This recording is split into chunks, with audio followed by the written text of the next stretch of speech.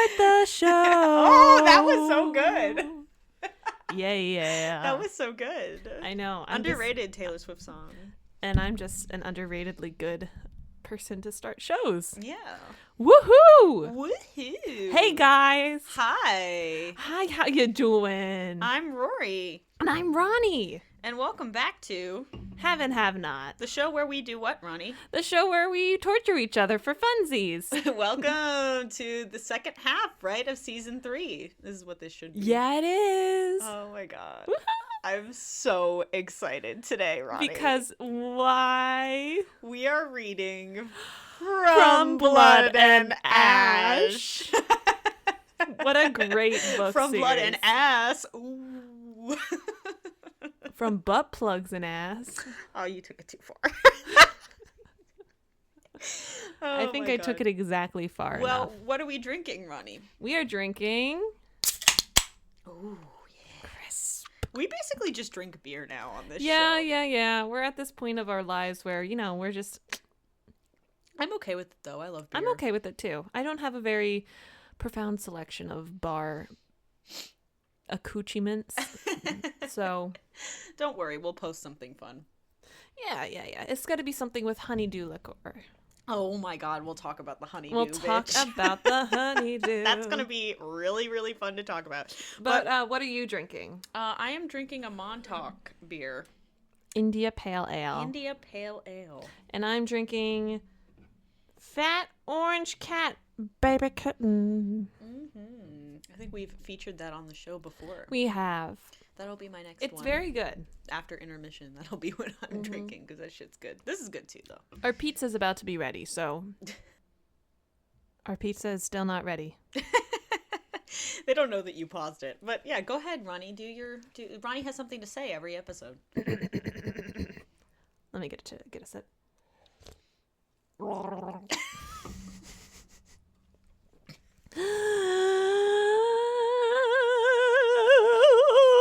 We are drinking tonight, but if you guys are not over the legal limit of age of whatever state, province, country, region, whatever the fuck you are in on, I don't know. If you're not legal, don't drink with us. But this is a one-way auditory medium, so there's really no way we can find out if you're drinking or not. So, okay, you can join us, but we don't really know. But I'm not incriminating myself, right, Rory?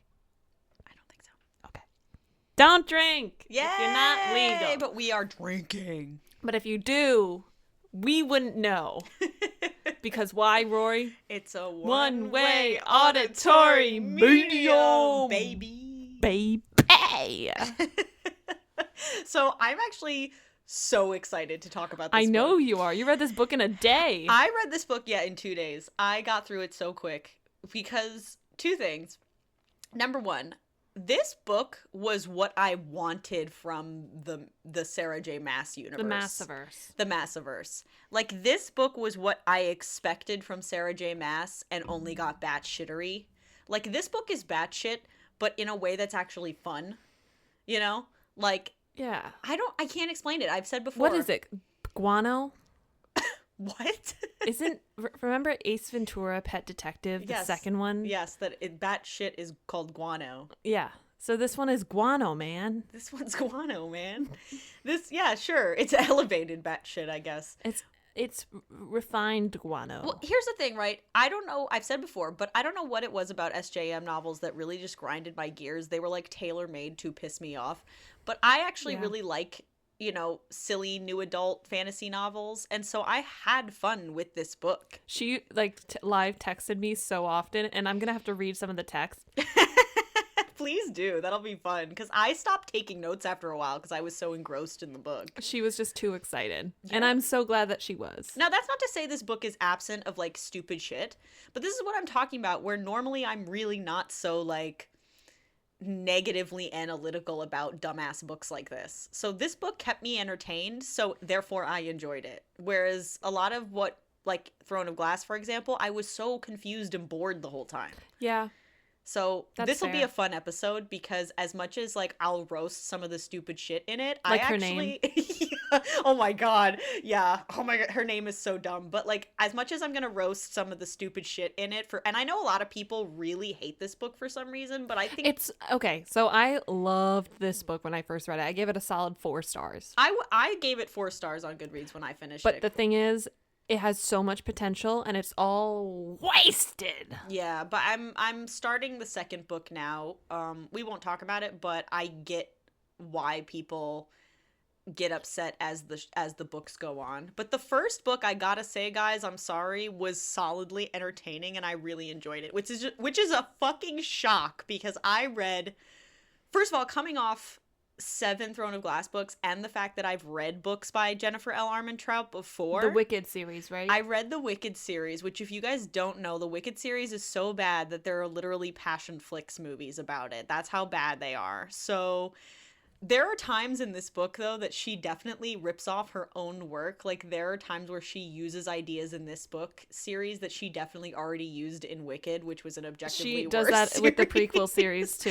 I think I'm gonna have you read Wicked for the second half. for your next season of Have and Have Not, because now that I'm exposed to this from her, I would really like to see what your reaction is to how bad these books could have been because they already exist. Rory, they get worse, so that's the problem. That's what I'm saying.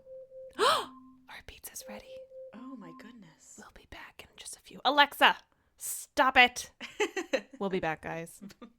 And we're back. We're back. And we're back. Not that you guys noticed. Not Anyway. that you noticed. So yeah, I've heard a lot of people like give really mean reviews to this book, which, you know, I can understand why, because there's parts of it that if you're not into romance specifically, because here's the thing right off the bat that It's I a noticed. romance. It is a romance novel. Like, In a fantasy world. in a fantasy world. It's like, a romantasy. it is very much has the slow pace of a romance novel, but It's I a was fantasy okay with romance, not a romantic fantasy. Right, like she makes no pretense in this book that the intention was to be a fantasy series first. Like Sarah Do J. you mean Maas, a romance first? yes, maybe I meant that. I don't know, but You my said point. fantasy first. My point is, she makes no pretense. Like Sarah J. Maas tries to disguise her intentions, where she really is just crafting this fantasy world so she can have her characters facilitate her weird fetishy acts. But she wants it to look like she was crafting the universe before she crafted the romance. Right, like she acts like the romance is secondary when you get the feeling that that's not the case, that She wants you to she's think way it's more preoccupied with the romance than she lets on. She wants you to think it's a romantic fantasy, Right. but really it's a fantasy romance. Yeah. And Which is actually kind of funny because you can tell you can tell what they wanted it to be because it's in that section of Barnes & Noble. right. Sarah J. Maas's books are all essentially in the fantasy, so like a romantic fantasy, versus Jennifer L. Armentrout's From Blood and Ash, which is in the romance section because it is. She knows though Yeah, that it's she knows what she's a doing. fantasy romance. Which maybe that's why I found this book more tolerable and actually enjoyable, was because as from chapter 1, you can tell that the primary focus of the story love. is a romance, which made Literally, me, how it starts is at a whorehouse. right. It made me more invested because she was I'm clearly. not being rude. It's actually like a, It does. It's Yeah. That's what they consider it. Now, I want to say, too, before we fully dive into the first chapter, that I'm using the fan wiki, and the fan wiki is good. It's a detailed thing, but the stuff that they leave out is like that the first chapter, as much as what I'm going to say sounds like it's a really active first chapter, and sometimes, and it is in a way, but one of the flaws of this book, which why I see why people had a problem with it, is that the first chapter alone is very info dumpy Yeah. about the world building, And Penelope. which is funny to me. Like, I remember saying to myself when I was listening to it, I was like, how did this get published? And I don't mean that in like a disrespectful way. I mean, like, it's, you can so tell that she was an established author, because if this was a debut novel, there's no way it would have gotten published, because there's no fucking way that a literary agent would have read this first chapter and not thought it was so info dumpy and would have thought it was like amateurish. True. You know, because it's it's very info dumpy when what's going on, like when you actually hit the interesting beats of what happens in the first chapter. It's a very exciting first chapter if she had just like nixed all this random info dumping. I remember almost falling asleep and shutting the book right then and there when I read the first chapter, but I was like, I must prevail. Yeah, I was like, okay, well, once she gets all this bullshit out of the way, then I'm sure it gets more interesting, and I'm glad, because it does. So let's start off. The main character's name is Penelope, which is not Penelope, Penelope. Which automatically took me first of all, took me an embarrassingly long time to realize that they were calling her Penelope instead of Penelope. And when I realized that towards the end of the book, I was like, wait, what the fuck? That is the dumbest thing I've ever heard. But they call her Poppy for short. They call her Poppy. So from now on, I'm going to call her Poppy because Penelope just fills me with rage. So we're not going to do that. But Penelope starts off the book in a brothel. A literal, like, brothel. So she is this person that in her society, so let me set up the world real quick. Yeah. In this society, there are, to our knowledge at this point, 2 kinds of vampiric creatures that exist. And the Craven and the Atlanteans. Yes. Which is hilarious that she calls them Atlanteans, like under Atlantis, the sea. like under the sea part of your world. Like you couldn't come up with a better name for vampire creatures. And also, Ronnie told me to read this book, and I had no idea it was a vampire book. Like I'm coming off 7 books about the Fae, and all of a sudden I'm in vampires, and I was like, holy shit. So immediately I was more interested because I think vampires are more interesting. They are. But objectively, they're better. Yeah, and which is why this is also better. It also gave the book a way darker tone, which kind of made it sexier. Like when your primary focus is romance in a fantasy setting, having vampires be the overlooming threat made the book feel sexier. Because to me. it's death. It's literally life and death. Yeah, because it's like in order for the vampires to thrive, and you have to have someone die. Right. Or at least that's how it's presented. Right. So she calls basically the feral vampires that really can't control themselves and are fueled by bloodlust, they're called cravens. Yeah. And the Atlanteans are people who live essentially in another kingdom. In Atlantia. And they're ruled by this person called the Dark One. Yes. Which we'll get into a little bit later. But essentially what we know is that there was a war between the queen that Poppy follows and a king, her father, right? Or her grandfather or something. There was a war of 2 kings. Like, the background of this story is that there are 2 kingdoms that were at war with each other, and it was between the Atlanteans and these people called the Ascended. No, they're called the Ascendant. Not descendants. They're the Ascended. Ascendant, like, whatever. She calls them I kept hearing Ascendant with a T at the end. But they are ascended. The Ascendant are the Ascended. Oh. Does that make sense? Yeah. So that's what I was hearing. But anyway, so there was this war between 2 kings that happened before she was born that separated this world into 2 major kingdoms. And one of them is the Atlantia. And the other is this kingdom called Macedonia. Yeah, Macedonia. Like Alexander the Great. Like Alexander the Great making another appearance in this fucking podcast.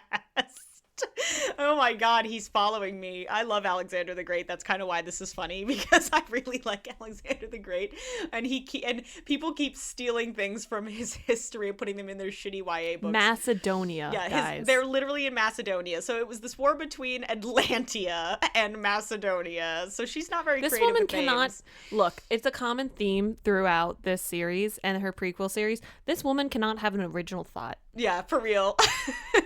And it comes into the names, too. It's so funny. There's like a Castile and a Cassian. Yeah. No, I'm kidding. But it's pretty damn similar. There's a lot of very familiar, like, you'll see. So anyway, Poppy is in this world, and she's a human, as far as we know at this point. She's a human, and she is called the Maiden. A virginal picture of white purity. So she's a chosen. It's very confusing. They really don't even I'm like a good ways away into book 2, and they still don't really fully explain what the significance of the Maiden is, but whatever. The Maiden is really explained to its full significance in the prequel novels. Yeah. Because they say Poppy's like what, the first Maiden? The second. She's the second Sorry. Maiden. Yeah. She's the second maiden, but the prequel novels follow the first maiden. Yeah. So what all we know about it is that it's a title that is being given to her because she's special. And she's a favorite of the Queen of Macedonia. Mm-hmm. And who's almost like her kind of like mentor adopted aunt kind of vibe. Because her parents died when she was young in a Craven attack. So the Craven, the feral vampires, killed her parents. And my brother is calling you for some reason. Hold on one second. So funny. Sorry, guys. Cocksucking book. You what? I finished it. What book? You know. No, Lou, you were breaking up. What? I'm sorry. No, you know what I'm talking about! Did you like it?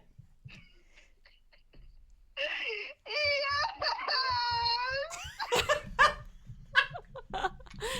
So you read The Love Hypothesis by Allie Hazelwood and you liked it. Oh god, I hate myself! Well, you can't perjure yourself now because it's officially on the podcast. Wait, am I on the podcast? You're on the podcast right now. Oh shit.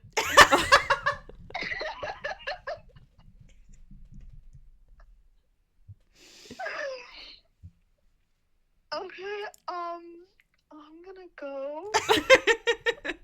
Bye, Lou. Bye, Lou. That was so funny. That was so mean of me. Sorry, guys. Oh, that was great. I had Lou read The Love Hypothesis because he was over one day when Rory was also over. And he was like, what's the worst book in your collection? I'm like, actually, it's not a bad book. It's a book you'll love. And he's like, oh, I heard this book is like so good from my friend and I don't believe them and I want to make fun of them and say it's bad. And he actually, as you guys have heard, he actually really liked it. That's how I felt about this book, honestly. Yeah.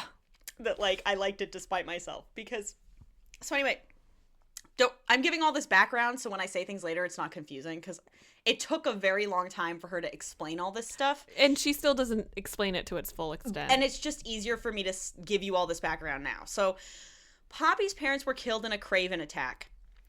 In this world, she's a human, but there are people who are called the Ascendant or the Ascended.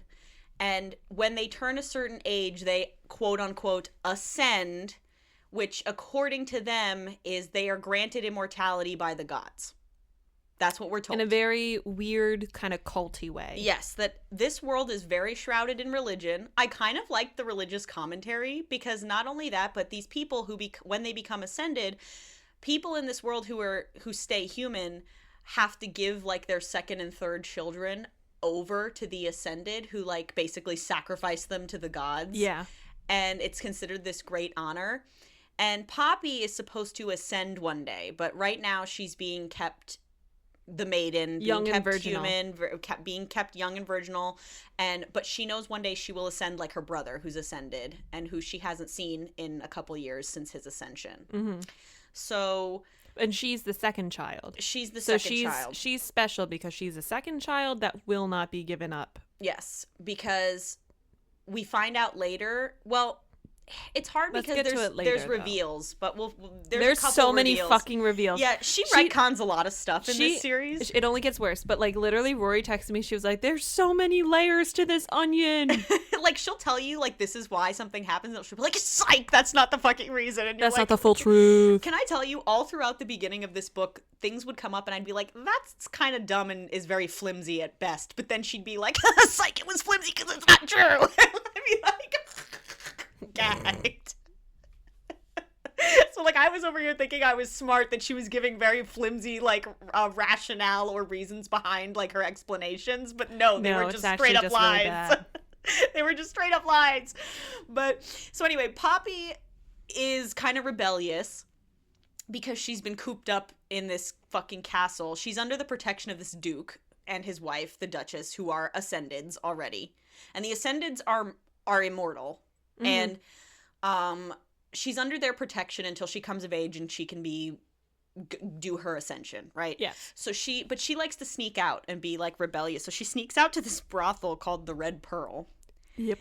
And she's playing cards and she normally has to keep herself veiled. Like, she wears a veil over her face, and only, like, the bottom half of her face shows. Because no one's allowed to see her perfect, pure figure. Yes. Oh, and also, she doesn't really, well, she has mixed feelings about the veil. On one hand, she doesn't like it because it's restricting, but on the other hand, she has scars on the whole, like, one side of her body. Which is why the Duke resents her. Right, because beauty is, like, coveted in this world, and she was beautiful before the Craven attack. Before the Craven attack that killed Everything her was parents. good before the Fire Nation attacked. Yeah, literally. And of course she was, like, stunningly beautiful, and she's a redhead. So this is Jennifer L. Armentrout, like, being, like, because in the Wicked series, her main character was also a redhead. I think JLA is redhead.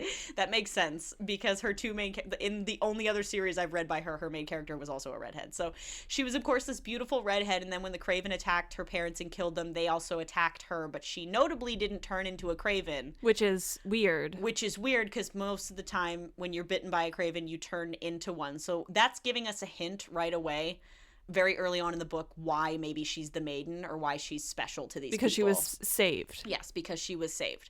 So she's at this Red Pearl brothel, and her minder, like the guy who basically raised her after her parents' death, is a guy named Victor. He's one of the Duke's guards. And Victor trained her how to use, like, weapons, so he trains her like a guard. So she's armed and dangerous. She's a badass, and she always carries with a around special knife. Yes, she carries around a dagger that has bloodstone in it, which is important because it's the only way you can kill an Atlantean or a Craven. There's something else special about it. What else? I don't remember. Something about a Wolven. I don't know. Oh, didn't they get it? Like, somebody had to kill a Wolven to get the medal, or I don't know. It has to do with a Wolven. I know what you're saying, but I don't remember what the details It comes in later, of relevance. Okay, so she's at the Pearl, and she sees Victor walk in. Victor's very special to her, and they know each other very well, so he would know her right away. And she's dressed in a maid's cloak. So she borrows one of the cloaks and masks from her servant named Britta. And so she knows, like even the water filter? Like the water filter, yeah, Britta. And it's a blue cloak, too, which kind of makes even makes it better. Even funnier. But she's like, oh, he'll recognize me whether I'm disguised or not, because I always wear a mask and he knows me, so fuck. So she kind of is trying to get away, and she runs into this, like, random woman who doesn't tell her what her name is. She's just, like, this kooky weirdo woman, and is like, you don't want to go in that room because people are fucking in this room she's trying to, like, escape into. And she's like, why don't you go to this room? And you find out later that was a setup. Well, I'm not there yet, but for whatever reason, she says, don't go. Oh, never mind. I thought, okay, never mind. I had a brain fart for 2 seconds. You're right. So she tells her to go in this other room. And when she goes into the room, this very hunky, handsome man shows up.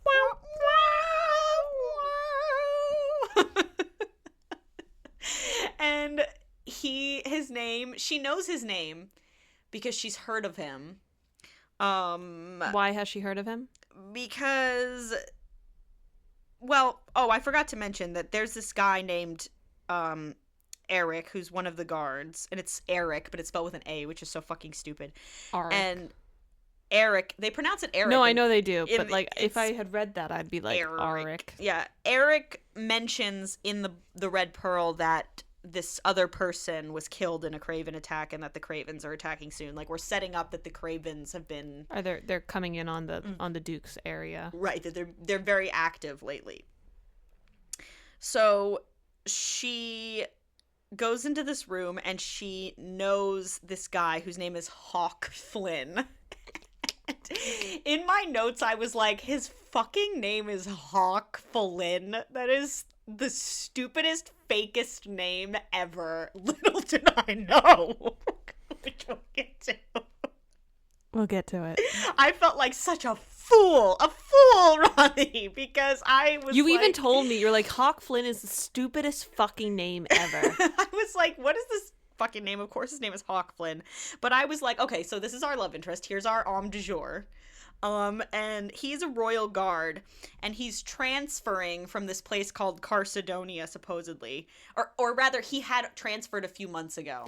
Carcedonia, Macedonia. Yeah. She does not know anything. Yeah. So he's transferring from Carcedonia, and she knows him just from seeing him around, like, because she's close with Victor. He's the head of the guard. So she knows Hawk just from seeing him around, but she doesn't, like, know him. But, of course, she thinks that he's sexy as fuck. And he shows up, and he thinks, because she's wearing that robe she borrowed from her maid, that she's Britta, and it's implied that he and Britta have had, like, a tryst in the past. So he's, like, all over her, like, kissing her and shit.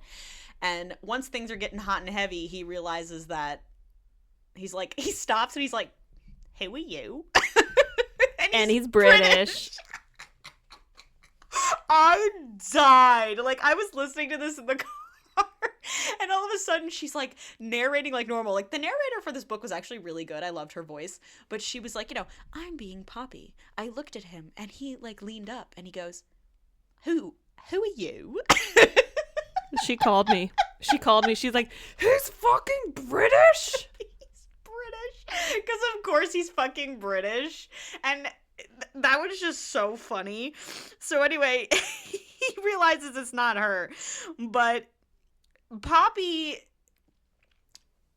really can't have sex because she's the maiden. That's her title. They would know. Which they're very cavalier about, which I'll get into later. But supposedly she's supposed to be chaste, even though nobody's ever watching her.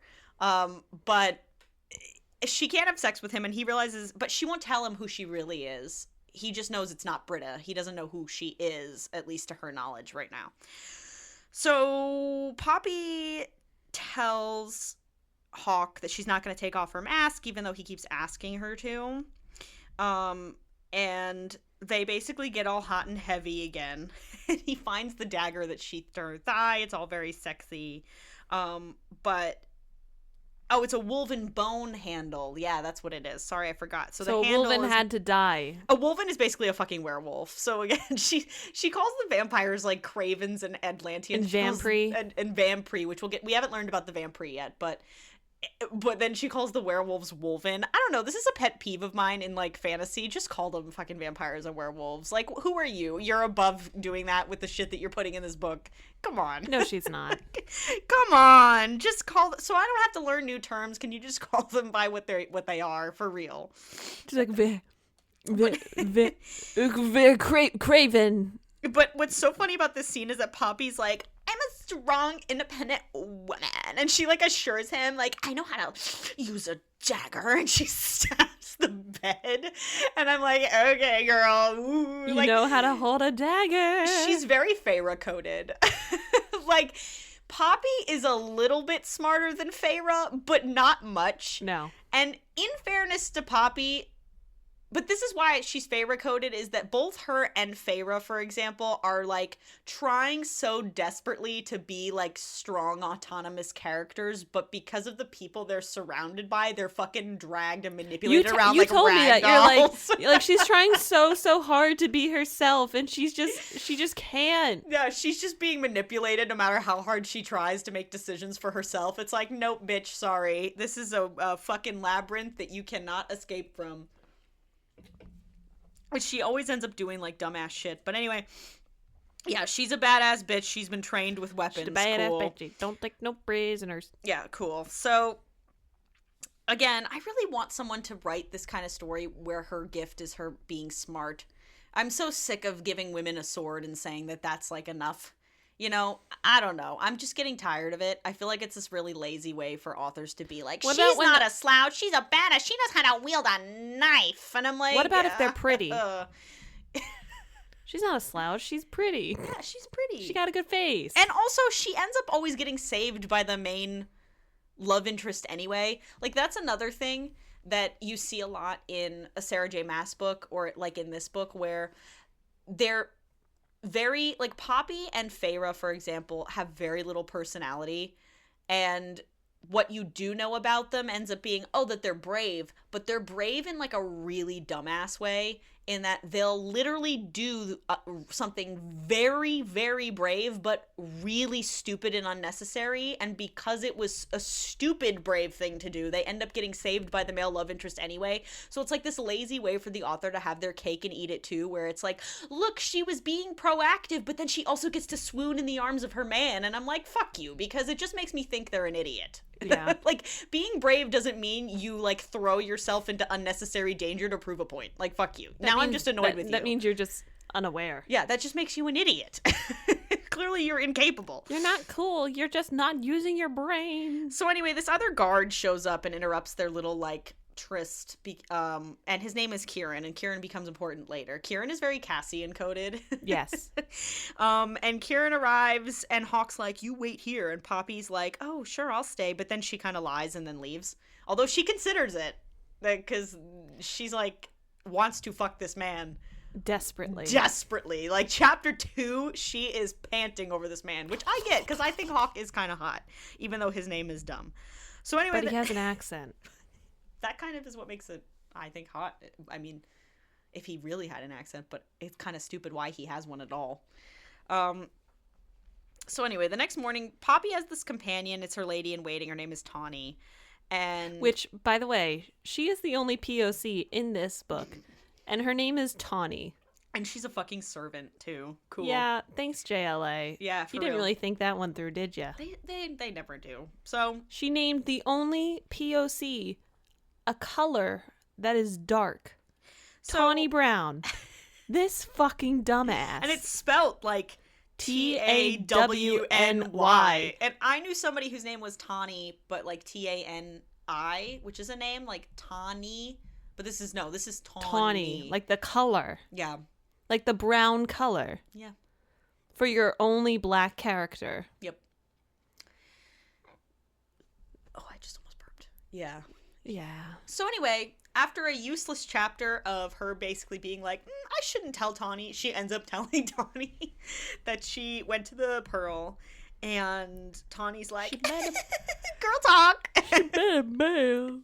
And I met a man and I made out with him, and it was fucking great. He touched my sword. I mean, my dagger. I mean, my bone. I mean, not that bone.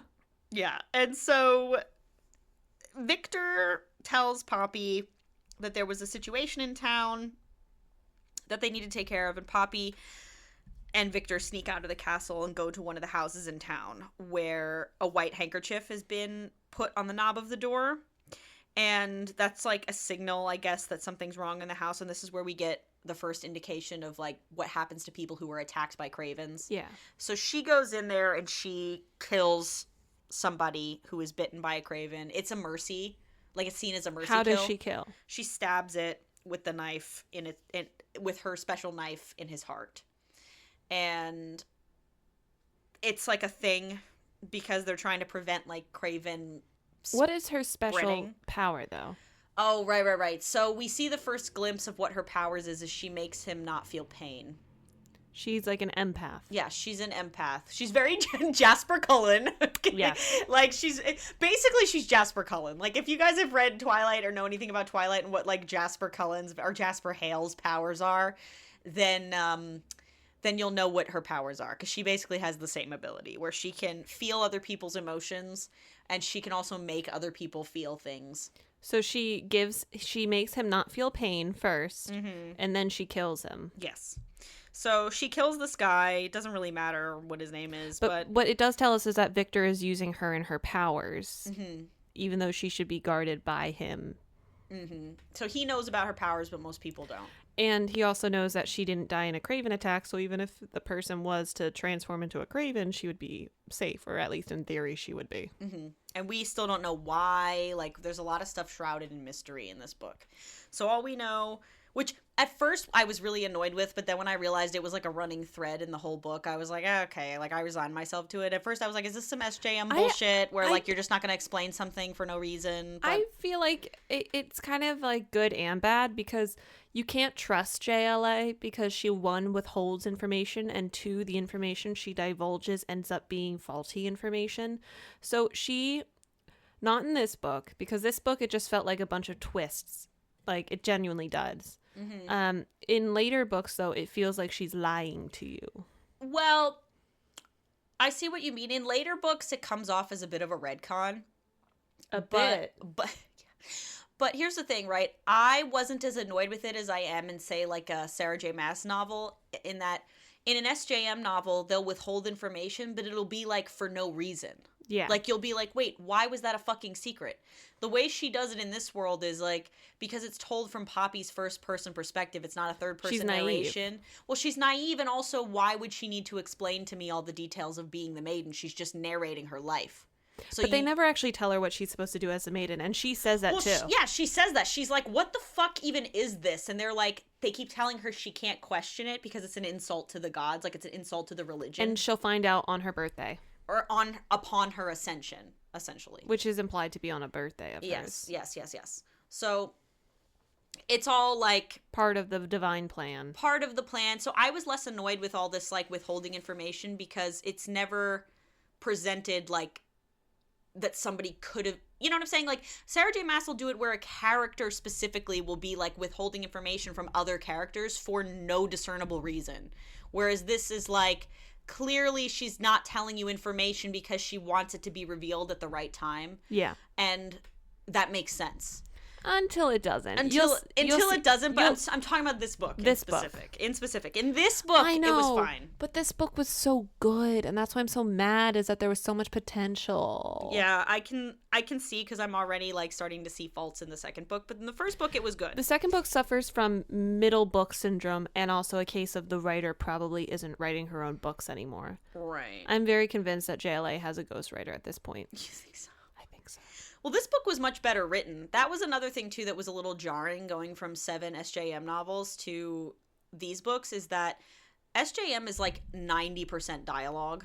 And this Yes. book had very little dialogue in comparison. It was a Because lot it was a lot of narration. internal like brooding. Yeah, but I liked it. I actually think her writing isn't bad. I think, or at least her prose isn't bad. I No. thought it was nice, actually. It was manageable. Yeah, so anyway, she gets back to the castle, and her personal guard's name is Rylan, and her and Rylan go for like a little night stroll in the gardens, and then all of a sudden, Rylan is fucking shot in the chest. I remember reading that scene, and I'm like, oh, I really like Rylan. Rylan, no!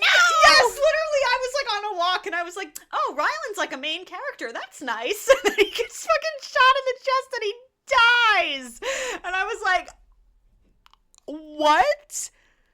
What the fuck? That was actually legitimately shocking. But Yes. she kills Rylan, and she gets attacked, or not she kills Rylan, but somebody kills Rylan, and she gets attacked by this guy who kills Rylan. And she manages to get a stab on him, and he's like, you bitch! But it shows you her awesome, badass fighting skills. She's like, you bitch. Yeah, she's like, fuck you, you just killed my personal guard, what the fuck? You bitch, not you bitch, me bitch, you bitch, you bitch. Yeah, so she manages to get the better of him, and he like fucking scurries away and doesn't, and it's clear that he was coming to kidnap her, but he gets stabbed by her, so he fucks off. And after that, she gets assigned a new guard. well, okay, well, hold on. So Poppy, what is this saying? Okay, this recap is weird. So anyway, Poppy and this guy named Lord Mazine, who's this guy she hates, who like, it's a stupid backstory, but this guy, Lord Mazine, basically hates her and her brother because he lost a hand of cards or something to her brother, which was really stupid. That we petty. Yeah, I was like, what is this? And Lord Mazine shit? is ascended. Yeah, Lord Mazine's an ascended. He's a friend of the Duke, who's her Ward. protector. Yeah, she's the Duke's ward, and the Duke is also an ascended. And so Lord Mazine's like taunting her that, oh, she's gonna get in trouble for like what happened in the garden.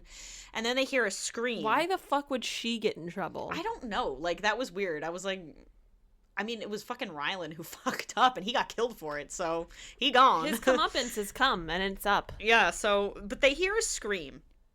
And there's this woman named Lady Melissa who's, like, partially undressed and, like, drained of her blood, and her neck is snapped, and, like, she's all fucked. So they think it was a Craven attack, or an Atlantean attack or something, that somebody was in the castle and killed this woman. Which, by the way, this whole thing with Melissa never comes back. Like, we never find out what the point of that was. So that was kind of funny. Like, you think this is going to be really important, and it ends up really not being. So, okay, whatever. Lady Melissa's dead. And so because of that, that happens before Ryland dies. Oh, whatever. So anyway, after Ryland dies, she has to get assigned a new guard. And while she's guardless, though, she goes to Ryland's funeral, and Victor doesn't want to, like, leave her alone while he goes and lights the pyre for Ryland. And guess who steps up and is like, I'll look after her. Well, considering how you just had an accent, I'm going to assume it's the only person we've established who has an accent. Yes, Mr. Hawk Mr. Sexy Flynn. Hawk McFlynn. Yes, Mr. Sexy Hawk Flynn steps up, and he is like, he bows to Poppy very sexily. He's like, I will never let anyone hurt you like that again. And she's like she is so attracted to this man. So they go to this weekly city council thing the next day, and there's this couple, Mr. and Mrs. Toulis, who are asking if they can spare their third son from being sacrificed to the gods, because their first and second born died of, like, mysterious blood diseases, and they can't have any more children. And they're like, let us keep our one son that we have left. And the council's like, no. Go fuck yourselves. And they're pretty devastated by this, and even Poppy's like, what the fuck? Like, she's kind of disgusted that they won't make an exception for these poor people. He's technically their first son to survive. Yeah, but the council doesn't care, so... Well, their next son will be spared, I guess. Yep. And anyway... So a lot of people have a lot of kids in this series. Yeah. So anyway... The Duke summons Poppy to his office and basically tells her that her new personal guard to replace Ryland is going to be, who do you think it is? Your mom. Mr. Hawk Flynn, baby. So I wrote in my notes when this happened, I was like, oh my god, that's so fucking lame. Like, I love that she's the maiden and the only guard that they have to guard her is, like, the fucking hunkiest one of them all. Like, they're really trying to test her conviction. Yeah, for real. You know, it was so funny to me. I'm like, everybody acts so cavalier. Like, they call her the maiden, but then nobody, like, if this was, like, actually history, like, why don't they have, like, a fucking eunuch following her around? I know. Like, why are we giving her, like, hunky, like, bad boys to, like, watch over her? It would make the most sense if they give her a female guard. Yeah, right? Like a female or a eunuch or a gay man, like anything else except for, like, the people who watch her. But anyway, I ate my words once again when we get to the reveal at the end of the book, because there's a very specific reason why Hawk is the one who ends up being her personal guard, which had me fucking floored. But at first I, again, was laughing at it. Like, this is so silly. Of course Hawk becomes her personal guard. That's fucking hilarious. So the Duke tells Poppy to take her veil off because anyone who's guarding her has to know what she actually looks like. And so she's nervous that Hawk, first of all, is going to recognize her when she takes the veil off. I don't know why, because he didn't see her full face when they last met each other. But she's worried he'll recognize her. And she also is worried that he'll think she's ugly when she takes the veil off. Because of her scars. Because of her scars, because the Duke's always telling her how she's, like, a masterpiece and a tragedy. Which is really sad and fucked up. Yeah. I kind of like that she has scars on her face. Like, that's new. I don't see that a lot in these kinds of books. So I appreciated that. But Hawk makes a point of saying to the Duke after he makes a comment about her scars that both sides of her face are equally beautiful. And that's like a big middle finger to the Duke. So that was a big deal. And Poppy's like, he said I was beautiful. She's like, the man who made out with me? He thinks I'm beautiful. Oh my god. But Poppy is, like, both relieved and also kind of upset that Hawk doesn't seem to recognize her. But, like, they've had no time alone together, so why would you assume? She's such a dumbass sometimes, because she also says, oh my god, when he recognizes me, he's going to sell me out to the Duke and tell him that I was at the Red Pearl so he can rise up the ranks in the guard. Like, that'll curry favor with the Duke. And I'm like, why would that be what he would do? Because all that would do would be telling on himself. Like, yeah, you know, Poppy, I saw her at the Red Pearl. I almost fucking made out with her. Like, why would he do that? You know what I'm saying? No, Why would that be in his best interest? No, because then he would definitely get reassigned, which is not his intention, as we know later. Right, you fucking idiot. Sometimes Poppy in her head is so fucking stupid. She's like frustratingly dim-witted sometimes. So, as sassy as she is, she's kind of a dumbass. So, Tawny says to Poppy, like, I know you have the hots for your new guard, so what the fuck happened? And she finally admits to Tawny that he was her first kiss and all this other stuff happened at the Pearl. And when Poppy and Tawny are having tea in the atrium, these two ladies in wait come to the atrium, and everybody is gossiping about Hawk, and they're also talking about the Dark One. Mm-hmm. So this is like the first time really the Dark One comes up as the evil guy who's in charge of the Atlanteans and supposedly in charge of the Kraven. And Poppy basically chastises one of them for saying that she wants a war to happen just because she's bored, you know, like that so many people would die. Which is why Poppy's a better person. Yeah, Poppy's just such a good person. She's not like the such a other humanitarian. girls. Yeah, she's not like the other girls.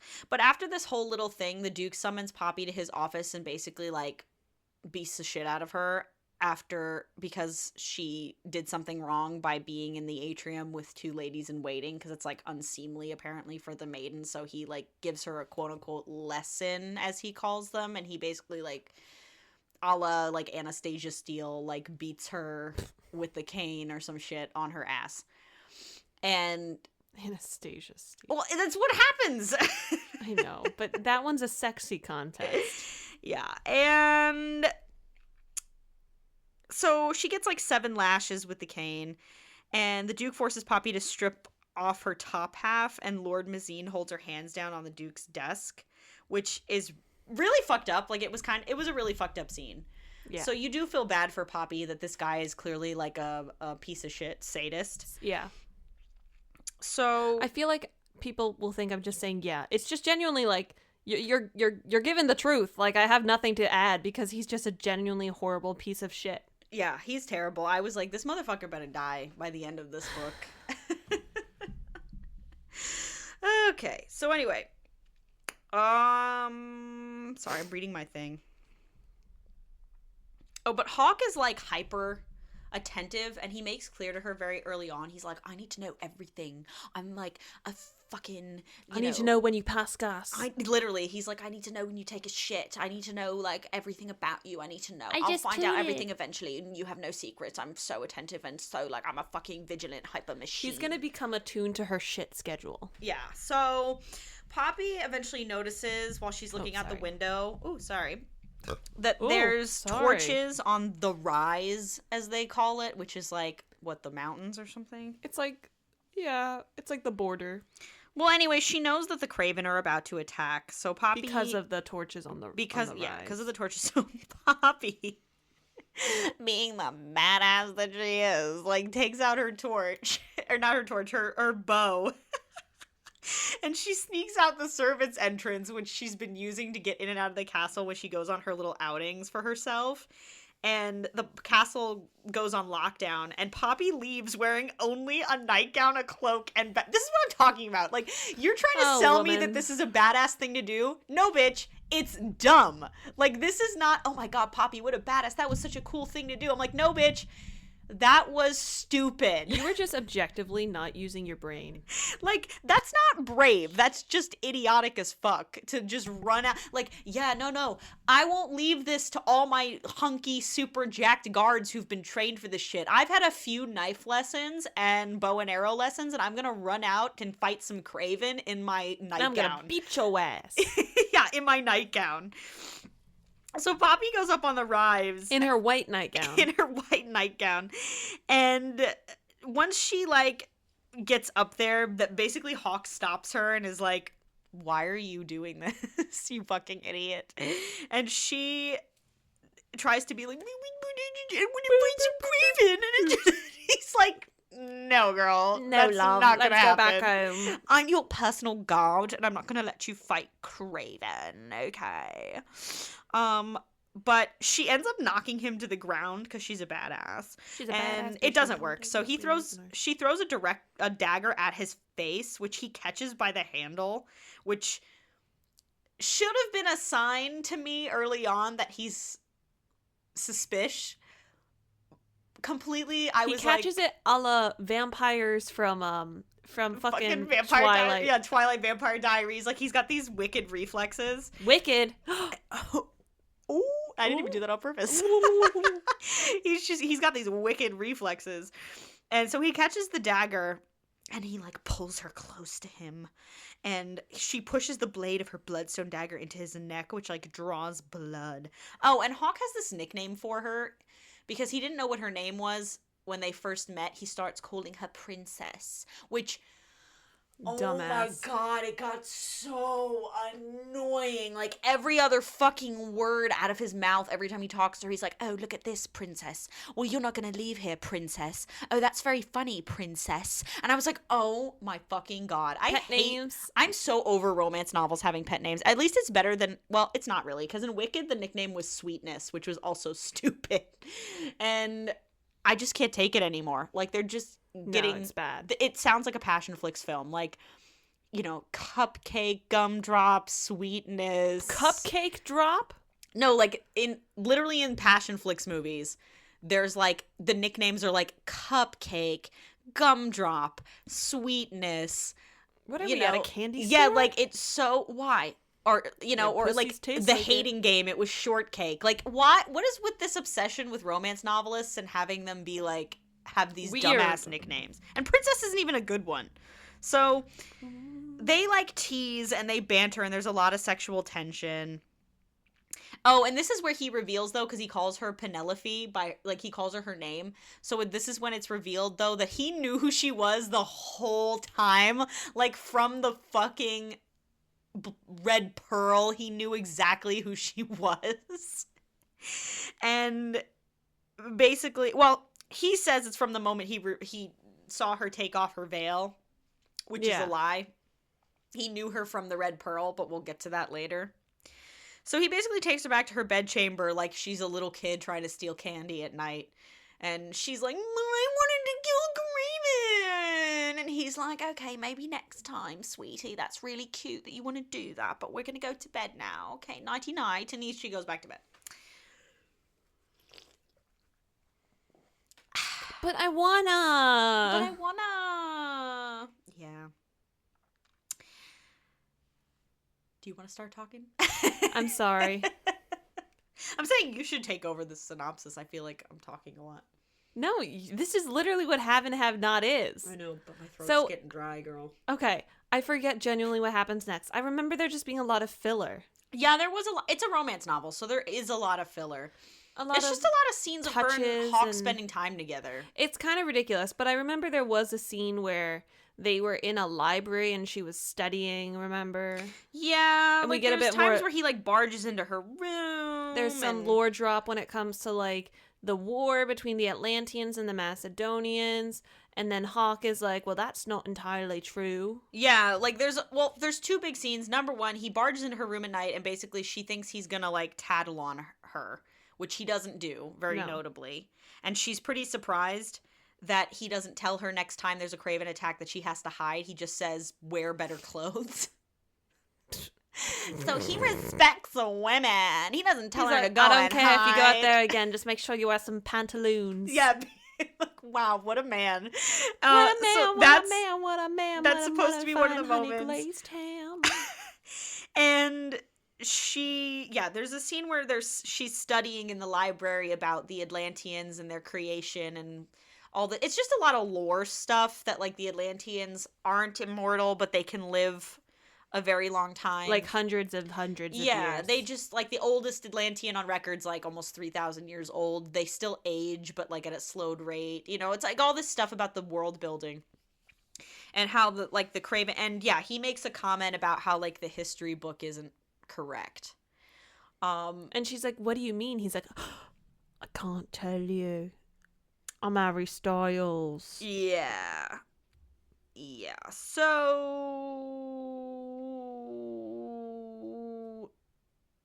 the Craven eventually attack again, and they reach the Rise, and like the Duke and Duchess announced that they'd spoken with the gods, and the reason the Craven are attacking the Rise is because the gods are angry about how many dissenters there are. So the dissenters are like people who are sympathetic to the Dark One, and people who are sympathetic to the Atlanteans. Yep.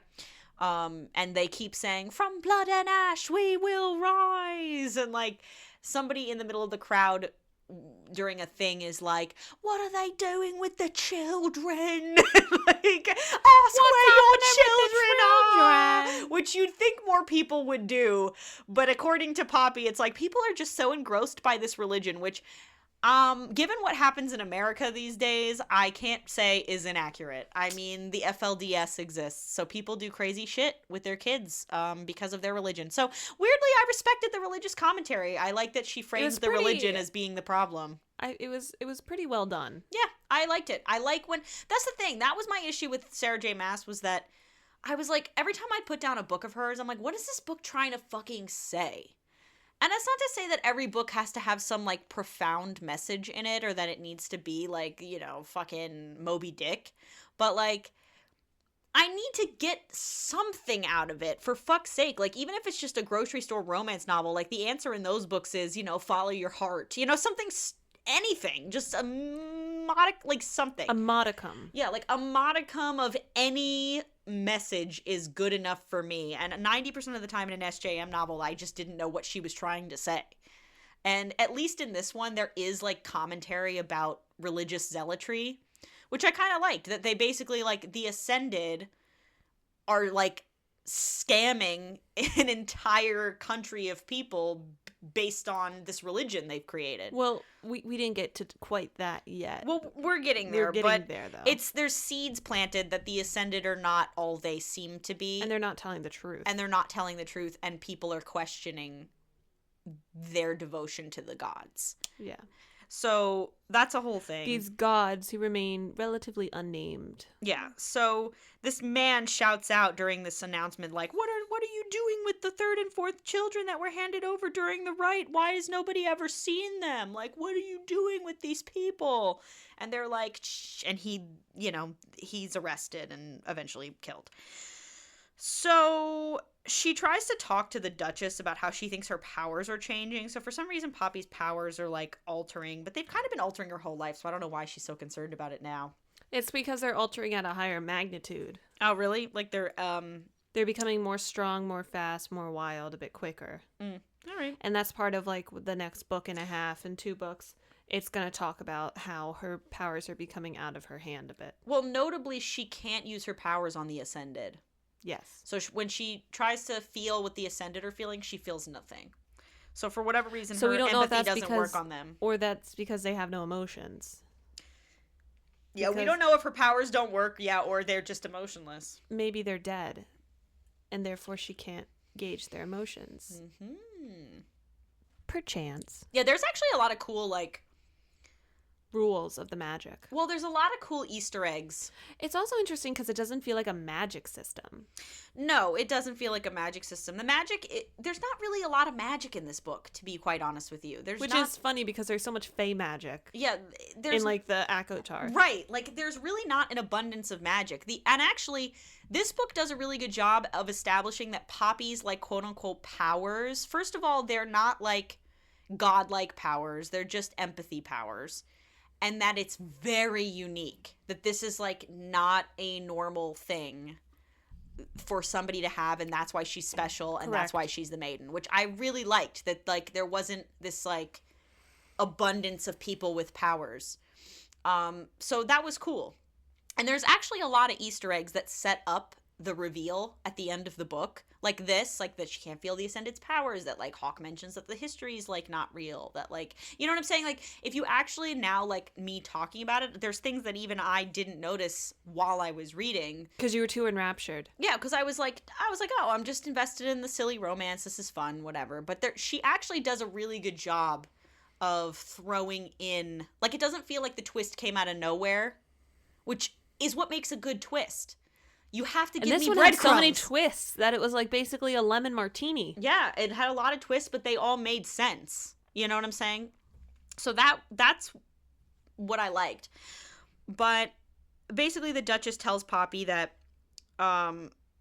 the first maiden, like the same thing happened to her, and then when her skills began to evolve, her actions led her to the Dark One, and the Dark One killed her. So they're always trying to make Poppy afraid of questioning her powers, her life, her purpose, like anything that has to do with being the maiden, becoming an ascended. Like, she's very, very in the dark. So Poppy actually subconsciously is trying to always like sabotage herself because she, in a weird subconscious way, really doesn't want to become an ascended.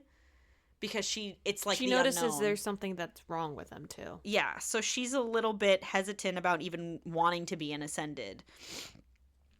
So the next day, like, the priestess Analea makes Poppy read the history books, which we already talked about, so that's when that scene happens. But she learns something important about Hawk, which is that he has a brother who he doesn't really want to talk about. And they discuss both their brothers, so they kind of like share that she misses her brother and he says he misses his brother, and Poppy takes away Hawk's emotional pain bondage over his brother. And later Hawk says that that's kind of when he realized that she had these powers, because Hawk still doesn't know about her empathy powers yet. But he kind of starts to figure it out after this, that all of a sudden, like, he's very, like, calm and he's not as upset over his brother anymore. But he won't say anything else. because normally this consumes him. Mm-hmm. And this is so funny. Poppy sneaks out of her bedchamber and she finds this old diary of Miss Willa Collins. And That's the one I was asking you about if you got to it. Yeah. And the diary is all about this woman's, like, sexual escapades. And it's funny because in the prequel novels, we meet Miss Willa. Oh, really? That's so funny. Like, she's, like, and he catches her, like, sneaking back to her room, like Pink Panther, like, with coming trying to... with her like smutty book. It's like me leaving the library, just like looking around, like at all this. That was books. me in your living room trying to maintain my calm while reading A Court of Silver Flames. Yeah, dude, it was so funny. And so Hawk finds her, and he's like, "What are you reading there, love?" And he picks up the book, Princess. Yeah, what are you reading there, princess? And he starts reading it, and we have some very passion flicksy dialogue where he's like, "Oh, she's talking about his cock." She's like, ah! Like, so she's embarrassed that he sees what she's reading. And it's like, okay, it's a funny scene, but it is a little mean of you, Hawk, to, like, make fun of her. And she said, she's like, there is nothing wrong with me reading about love. It was very SpongeBob, like, there is nothing wrong with getting kisses from your grandma. Like, that's the same vibe. That's something that Rory says every time she hangs out with her grandma. Oh, dude, I hang out with my grandma all the time. She's a riot. But, yeah, no, it was the same vibe. She's like, there is nothing wrong with me reading about love. And he's like, no, you're totally right. You don't have a problem with that. And I'm like, yeah, give the girl a break. She's a virgin, like, and she's forced to be there's so. There's no bad about studying. He's like, take notes, girl. Take notes, princess. Take notes, Learn how to princess. service my cock, won't ya? Could you tell I want You can pray at my pyre, baby. Like, oh, yeah, get over here, get on your knees. Yeah, you can kneel at my temple, if you know what I'm saying. And service my temple, which is my dick. So that was kind of a funny scene. It was really cheesy, but it was cute. He brings that thing up so many times. Oh, yeah, the diary. Miss Willa Collins. He always throws that back in her face, which is hilarious. But, I don't know. I thought they were cute, actually. Like, I bought it. But here was what was annoying the shit out of me most of the book, which, again, I can't wait to talk about the reveal, but I'm telling you what my thoughts were while I was reading. Which makes sense. I was like, what the fuck, Hawk? Like, why are you being such a selfish prick? Like, you know this bitch has to be the maiden. Like, why are you purposefully flirting with this girl who is the definition of unavailable? Yeah, like, literally. I was like, I was getting annoyed with him. Like, he was almost giving me red flags because I was like, look, Hawk, you're kind of sexy, but this is a big red flag that you are not respecting her purpose in life. Wait. Holy shit, was I gonna eat my words again? Oh, wait, are we about halfway? I think so. Okay, because I gotta take a massive piss. Go piss, girl. Go piss, girl. We'll be back in a few. In 3, 2, 1, and we're back. And we're back. Yeah, we're back. So anyway, Tawny and Poppy are allowed. This is the first time Poppy's allowed to go to this thing called the Rite, which is when these people give their kids away to the Ascended. This was a yucky scene. Go to the gods, and Poppy gets to be dressed in something that's not white for the first time, so she wears this really pretty crimson gown. Red. Yes, crimson. It says crimson and red are the same thing. Okay. It's a red gown. And Victor escorts Poppy and Tawny to the Rite, and she doesn't see Hawk anywhere, which is kind of odd. It's kind of sus. But she talks to a bunch of people before the Rite happens, and this girl, Agnes, kind of distracts Poppy. So she kind of misses it, and Tawny tells Poppy that the family is finished handing over their children when she's done talking to Agnes, and that noticeably the Toulouse family, who are those people who were asking for the exception for their son, they're not there. And Tawny's basically like, oh, they probably fled the kingdom, so they didn't have to hand their kid over. Or they were killed. Or they were killed, who knows? Poppy's a little bit unconcerned by this, or at least not as concerned as she should have been, but okay then. So she's like, oh, damn, that sucks. But Poppy notices that... Sucks to suck. Yeah, literally. She's like, sucks to suck. And so Poppy lets Tawny go kind of mingle, because she's not really interested in hanging out after the Rite. Yeah, the Rite party! Sell your children party! Yeah. Hawk shows up again after being notably absent, and he escorts Poppy back to her chamber because that's his job, but they go walking in the garden instead, and they have like a real hot and heavy makeout sesh. Oh, this is actually closer to the end. Yeah, they have this very hot and heavy make-outy sesh in the garden, and it was kind of hot, and I kind of liked it. And here's the thing, man. I don't dislike sex in a romance novel because I'm like in a romance novel, like I know what I'm here for. And also romance, baby. Not that Jennifer L. Armentrout is like a perfect writer, but she's definitely better at writing sex scenes than SJM is. Yes. Like SJM sex scenes are fucking icky as shit. Like they are so gross to me. They're very like Omegaverse coded, very gross. And this was a lot more sensual. It was a lot of the primal dominance, fated mates, I'm gonna claim you. Right, and this was like... I care about you. I think you're attractive. Heated, romantic. It was very sensual. It was hot like... and heavy. Yeah, I mean, look, is it silly out of context? Of course. Of course. We're not looking for quality. We're looking to get our jollies off. But, you know, it was what it was. And he basically says to her, if they don't stop now, you're not going to leave this garden a maiden. And again, I was like, what the fuck, Hawk? Like, why is your dick getting wet more important than, like, the fact that she's, you know... contractually and factually obligated to be a virgin. I know, I was getting so annoyed with him. But again, I eat my words. So after they leave, Victor sees them like holding hands, like coming back from the garden, and he gets pissed, like big pissed. And Poppy finally admits out loud, like in like a burst of anger, that she doesn't want to ascend and that she doesn't want to be the maiden. And she's kind of like, I don't want to do that. Shit. Oh, shit. And like covers her mouth and is like, oh my God, what did I just say? Because that's really like blasphemous. And Victor notably feels like is sympathetic. But he can't That's like her change dad. it. Yeah. Yeah, he feels bad for her, but he's like, we're going to pretend we didn't hear that. It's like Bryce Tank Thrust. It's like, never heard those words, never said those words. Like that's like the vibe they're going for. And it's almost going to be like he never heard those words because well, okay, so they hear this loud cracking sound followed by screaming from the Great Hall, and Poppy and Victor rush to the Great Hall where Tawny is, and she sees one of the wooden rods that's behind the throne, and it's broken, and the body of the Duke is stabbed through. So the asshole Duke who was beating her for like being in the room with these two maids who's like her guardian, he's fucking dead, bro! Murdered as fuck! And I was like, yes. I was so happy. And he's stabbed through the heart with the cane that he used to beat Poppy with, which I was like, Poetic justice. I loved it. I was like, I loved it. And written in blood above the Duke's body is the mark of the Dark One.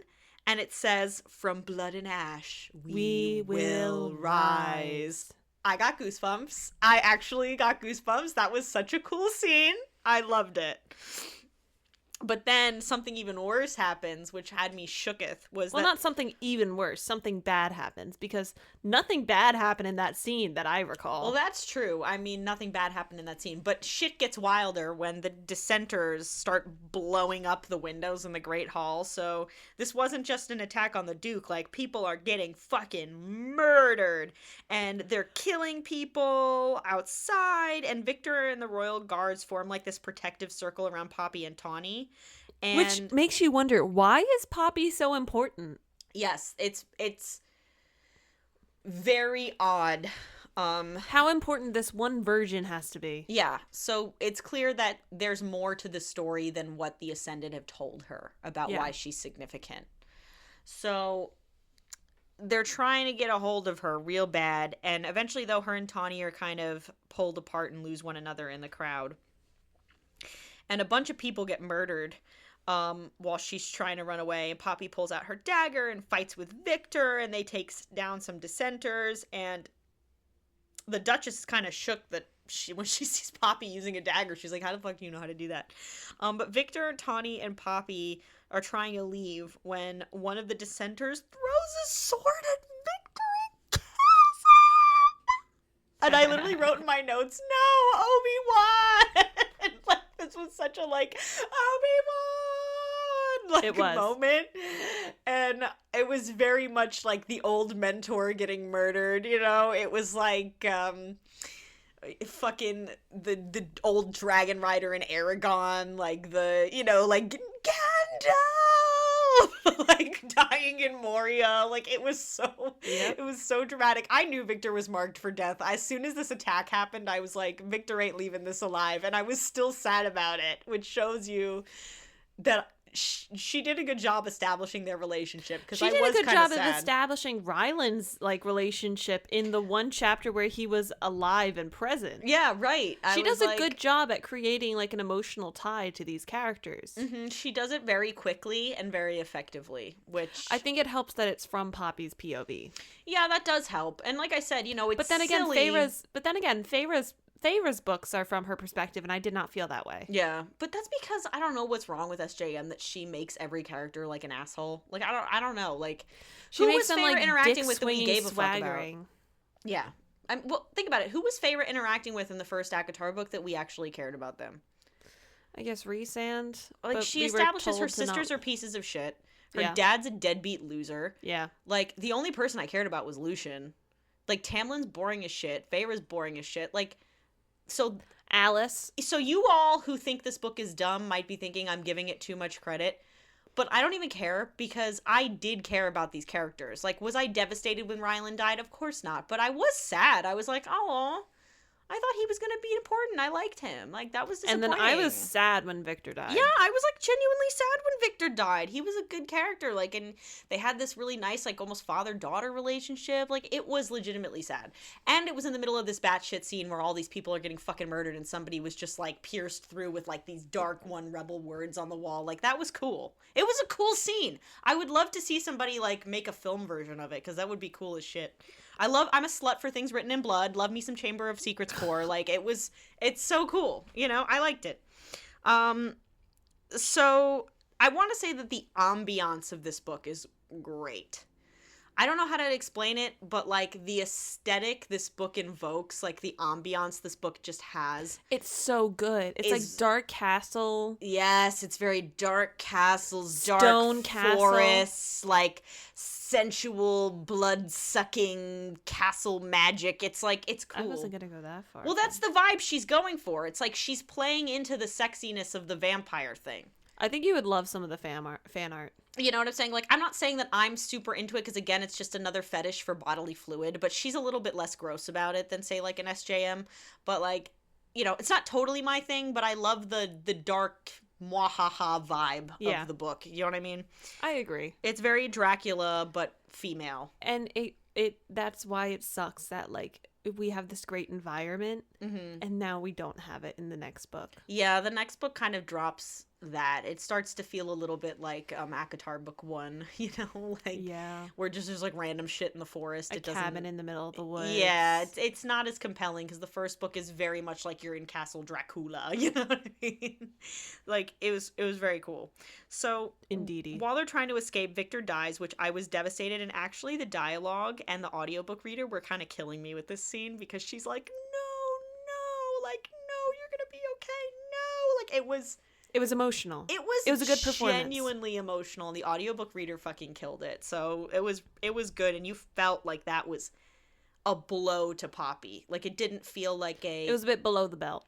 well, it didn't feel like a skipped over death. You know what I'm saying? You know, No. like when like the old It's mentor lived in. dies and Luke Skywalker gets over it in like 5 minutes. No, she's still thinking about Victor and like the multiple books in. Mm-hmm.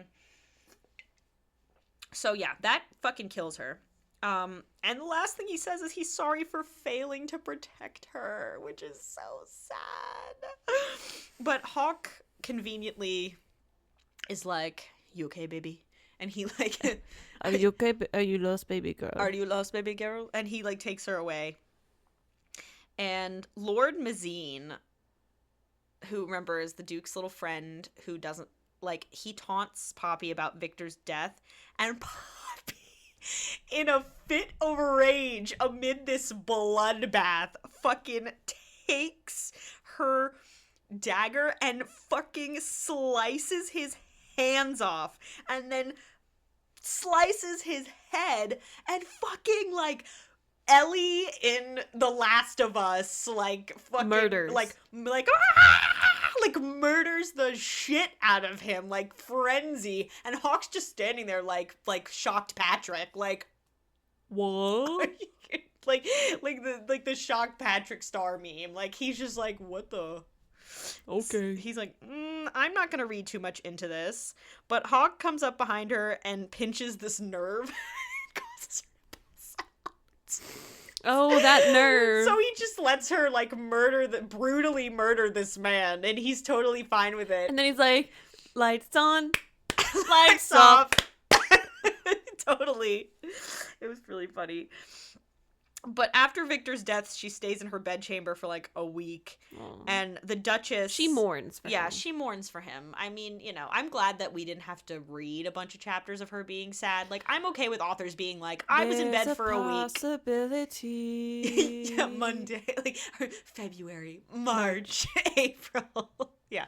There's a possibility. Yeah, basically. That's what happens. So... But in the span of a week.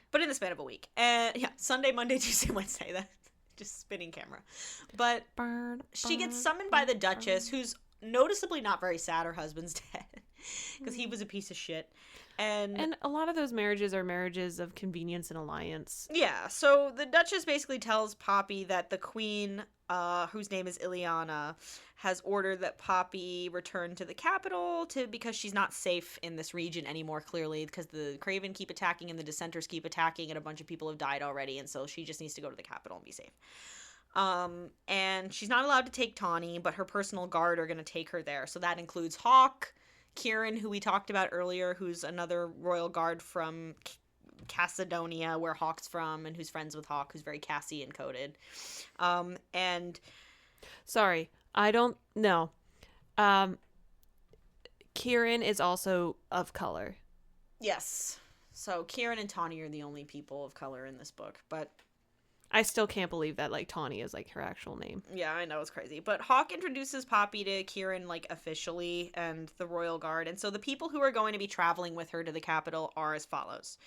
They are Hawk, Kieran, Phillips, Eric, Noah, and Luddy.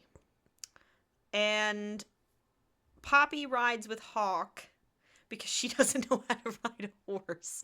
Fucking bitch can, like, throw knives, but she can't ride a horse. She wasn't allowed to learn how to do that, I but know. Victor trained her to do the knife throwing. I think that's so funny that he managed to do that in secret and not horseback riding, but okay.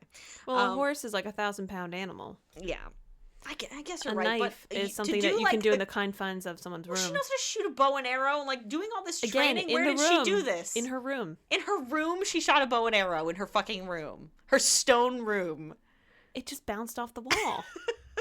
It was the best practice dummy. You never had to pull the arrows out of the sack. Oh, you know what's really funny? This was so awkward while they're traveling in the night. Hawk basically like fucking makes a bet with her because she doesn't sleep well. She has like reoccurring nightmares.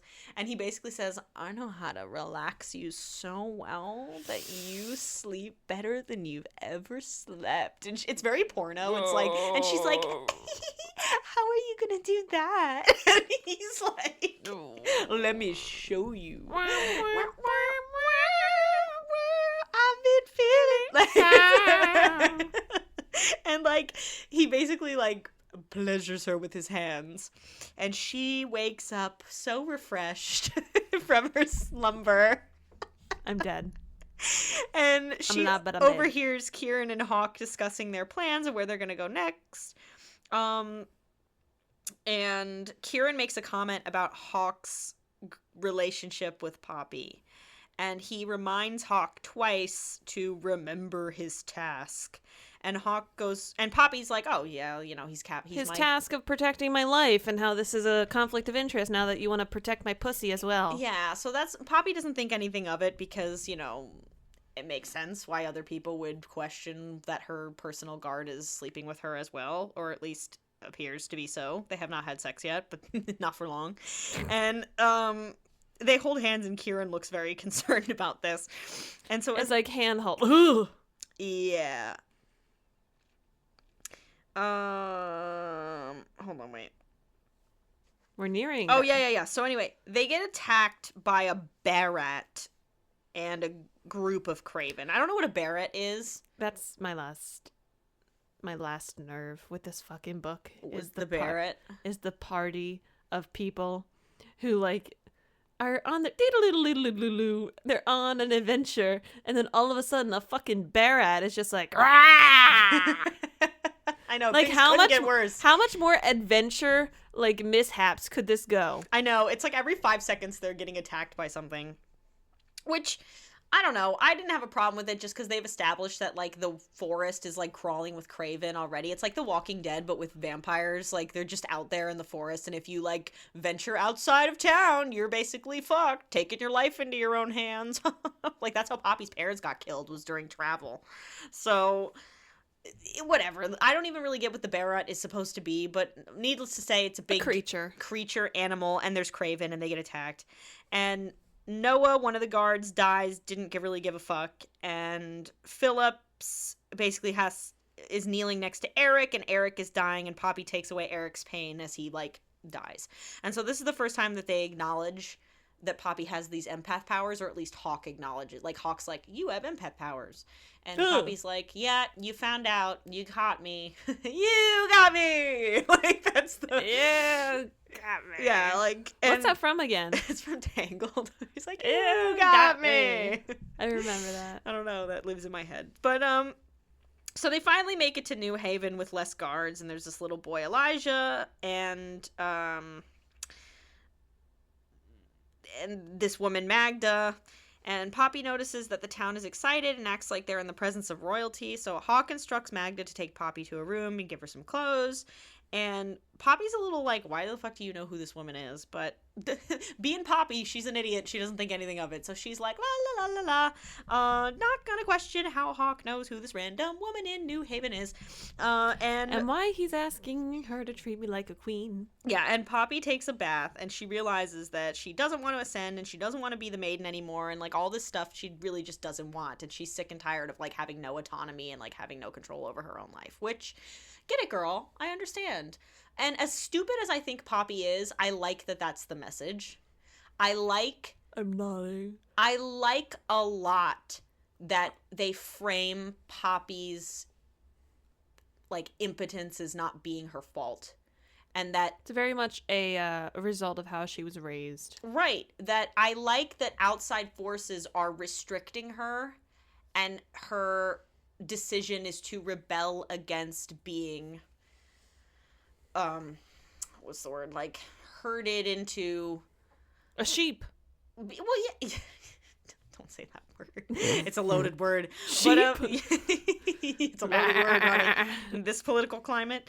But I liked that was the thing, because there's a lot of times in fantasy or fantasy romance, right, where the main character is so like being forced, but it's like they have mean step parents or like some lame shit. Yeah. But in Poppy's case, like she's actually being completely controlled, and she's very ignorant and very naive, and she knows this, and she doesn't want to be that anymore, which I really liked, that she like takes control of her own destiny. Yeah.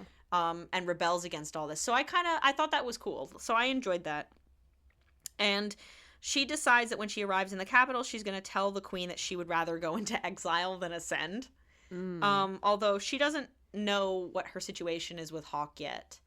But she's like, maybe he'll want to come with me. I was about to say something. Mm-hmm. But the thing is, this book is so contrived and there's so many twists. I genuinely forget when that something is revealed. Mm-hmm. And I almost just spoiled something for you. Oh. There's so many twists in this fucking book series. I am afraid to speak, which is also why I'm being so quiet. Don't worry, we'll get to this twist. When I get to the big twist at the end, I think you'll have more to say. No, I'll have less to say. Rory, I don't think you understand. I cannot comment. I have predictions, so why don't Okay. you so that'll be fun to talk about. But anyway, she's like, maybe Hawk will want to go into exile with me. Who knows? But even if he doesn't, I don't really care, because I would rather be free than be in the Ascended's control any longer. And Hawk arrives in her room. He's like, you in there, Poppy? And she's like, yeah. And she basically like sees him and is like, I want to jump your bones. so like Netflix and chill. Like she wants to fuck real bad, and he's like, if I leave this, if I come any closer, Poppy, you will no longer be the maiden anymore, princess. And she's like, I don't care, and they have sex, and it's the best sex ever. And honestly, as far as book sex scenes go, it was weirdly tasteful. It wasn't bad. It was actually kind of tasteful. Sarah J. Maas. It wasn't like she was describing body parts in graphic detail or like fluids in graphic detail like some other books I've read. Like, it was nice. It was a fine sex scene. It was like, it was flesh definitely meets flesh. I came undone and unraveled. Like, it's very like floral and. I was gonna say it was very sensation based rather than raunch based. Yeah, I mean, it's a romantasy book. You expect the sex to be a little sensational. I wasn't offended by it. It was fine, and you do get the vibe, which is why the twist is so heartbreaking when we get to it in a minute. But you do get the vibe that like, and she says this later in the book, and I agree with her. As cheesy as it sounds, that they were like making love. I don't think romantasy is the right word. What do you mean? I don't think it's romantasy.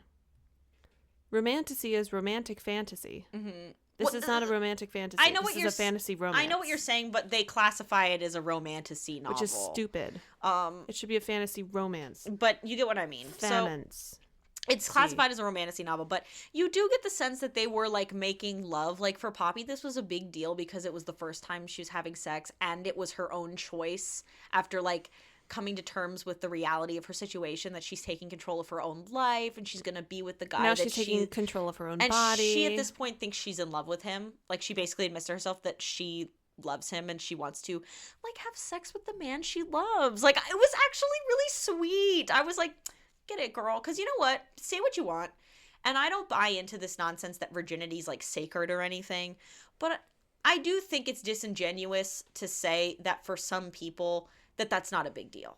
Mm-hmm. Like, that is a big deal. Like, I get it. Like, making the choice, especially for somebody in her situation, to like have sex for the first time with someone in a way that's special, or that you think is special, like, is a big deal, which is why I get really mad at the twist. At the twist. So hold on. Are we at the twist? We're pretty much. So anyway, after they have sex, they leave later, and Phillips, who's one of the guards, comes in and is like, there is something suspicious as fuck going on around here. And Poppy's like, what you mean, man?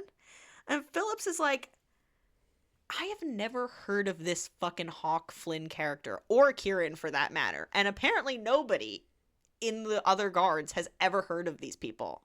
But yet Poppy has somehow? Like, they're like, well, she knew of him from being in the Guard, but before that. Like, they have no history, is what he's saying. He was like, I did some digging. He's over here like... I did some digging. I did some detective work, and my calculations have said that they are not really good people or people at all. He's got like a board with red string. He's like, none of this is adding up. The math ain't mathing. The math ain't mathing. And he's like, nobody's ever heard of these people. And also, why the fuck would this random... Like, oh, isn't that convenient? Like, somebody with no experience who no one's ever heard of and who's this young guard happens to be placed as your immediate protector. Like, that doesn't seem weird to you. And she's like, what? And he says that there's no Ascended in New Haven, which is very odd. Because Ascended rule the land. And he's like, there are no Ascended here. This is very weird. And he tells Poppy, like, we're going to go to the stables and we're going to escape because I really think these fuckers are working with the Dark One. And Poppy's like, she's like, I get where Phillips is coming from, but he won't listen to reason. And I know Hawk would never be working with the Dark One, so he must be the one who's lying. Like, she thinks that Phillips is telling her this because Phillips is working with the Dark One and he's trying to draw her out so he and his helpers can capture her because she trusts Hawk. Which is smart in a way. So Phillips drags Poppy away from the room and they run into Kieran, who transforms into a wolven. So Kieran is a fucking werewolf. And Poppy and Phillips run to the stables where the other royal guards are waiting, and Poppy insists on finding Hawk. She's like, where's Hawk? And Poppy starts to run to him when she finally sees him, and she's trying to explain that Kieran's a wolven and he's working for the Dark One, and then Kieran steps up next to Hawk, and Hawk kills Phillips. So poor Phillips was fucking right. And it's revealed that Kieran and Hawk were working with the Dark One this whole time, and this was a big ploy to get her out of the city so they can kidnap her. And they're fucking Atlanteans. So Hawk is a fucking vampire. I can't breathe. That was actually such a good twist. I hope That was such a good twist. I just let her ride with that just while like there was the biggest grin on my fucking face. And dude, okay, so we'll get to some of my text messages to you once I'm done explaining the full like twist. So hold on.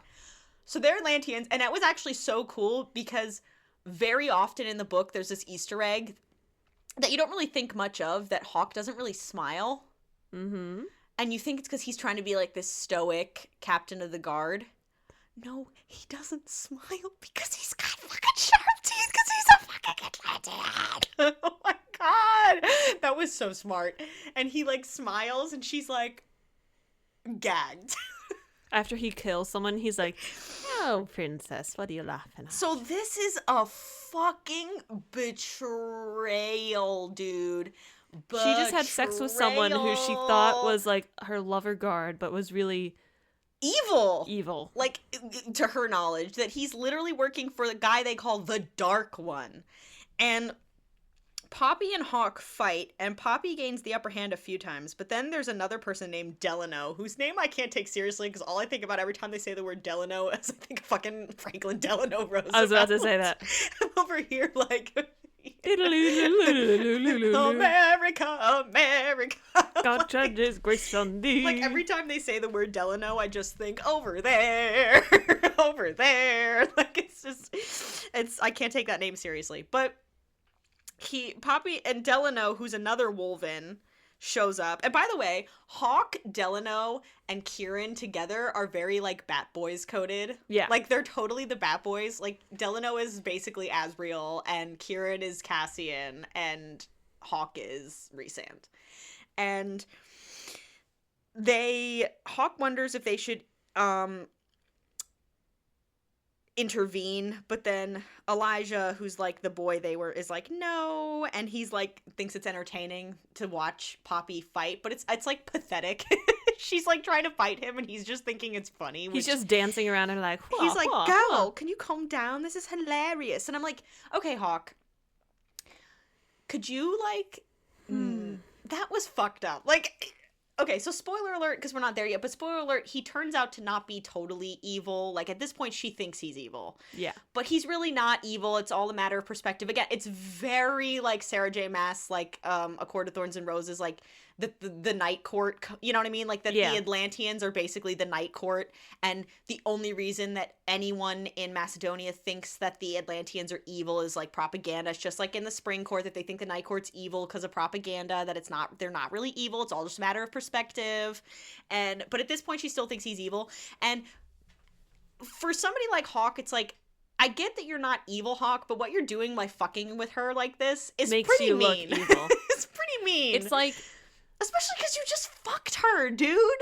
And she says in the book, she's like, after we'd made love, no, he fucked me. And I'm like, yeah, he did. That's so sad, bro. she has a complete betrayal of trust. Like, that is really, really sad. At least for me, like, sexual betrayal like that is a really big deal.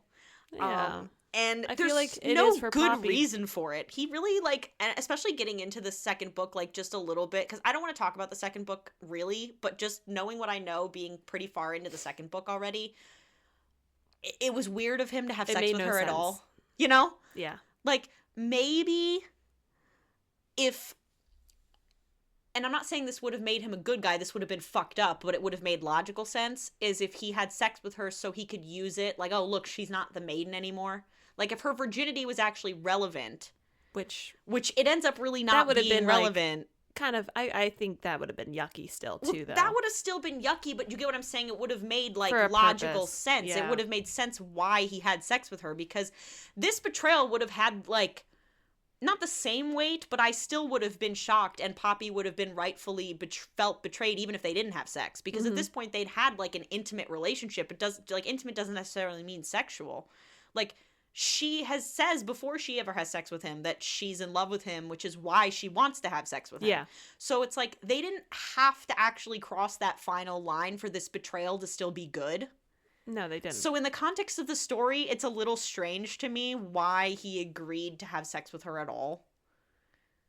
Because he's a weird guy. You know what I'm trying to say? He was asserting a power dominance. Like I said, if she had done it where, like, you know, he did it because her virginity is part of the magic, she's the maiden, if she's not a virgin anymore, he can use that as the, you know, whatever, then fine. It would have been icky, but it would have made sense. Yeah. But he doesn't, her virginity is actually pretty irrelevant. Like, even being, like, the maiden and everything, it doesn't actually end up really affecting anything. Never. So I was like, did you have to have sex with her? Because he acts like he doesn't even like her that much in the During this little, like, during dancing around, Yeah, yeah. during this whole thing. Like, from his perspective, that was really mean of you to, like, let her just, like, amusedly watching her fight you because she feels an insane deep level of betrayal. Like, he could have, like, knocked her out, done his little Vulcan pinch, and, like, been like, okay, I'm not gonna let her hurt herself over this. She doesn't know all the information. Like, but standing there, like, laughing and watching her try to kill you is not funny. I feel like those are, like, the kind of things that authors do in order to, in the moment, to make the evil character look evil, like with Rhysand. Yeah. And, and you find out later, he was just being playful, like, he was just amused. I'm like, that's not nice. That's not nice! As Eliza Schesslinger would say. That's not nice! Like, that wasn't nice. So, Another twist. And then Kieran comments this is what happens when you mix business with pleasure and informing everyone that Hawk and Poppy slept together, which is so mean. Like, he How thinks he's dare. being funny, but that is not funny. Like, that's so private, and Poppy is, like, devastated. So he basically tells her that he plans to hand her over to the Dark One so the Atlanteans can ransom her, basically, for the Dark One's brother, who's currently being held captive by the Queen of Macedonia. And so Delanar leads Poppy down to the cellars, and Hawk visits Poppy while she's wounded, and they have this weird sort of thing, and he basically explains that the Ascended are these things called vampire. So now we know that there's 3 kinds of vampires in this world. There's the Atlanteans, who are born. They're born vampires, but they aren't immortal, and they don't have to drink human blood. The Atlanteans created these sort of pseudo vampires called the Vampri, who are the Ascended.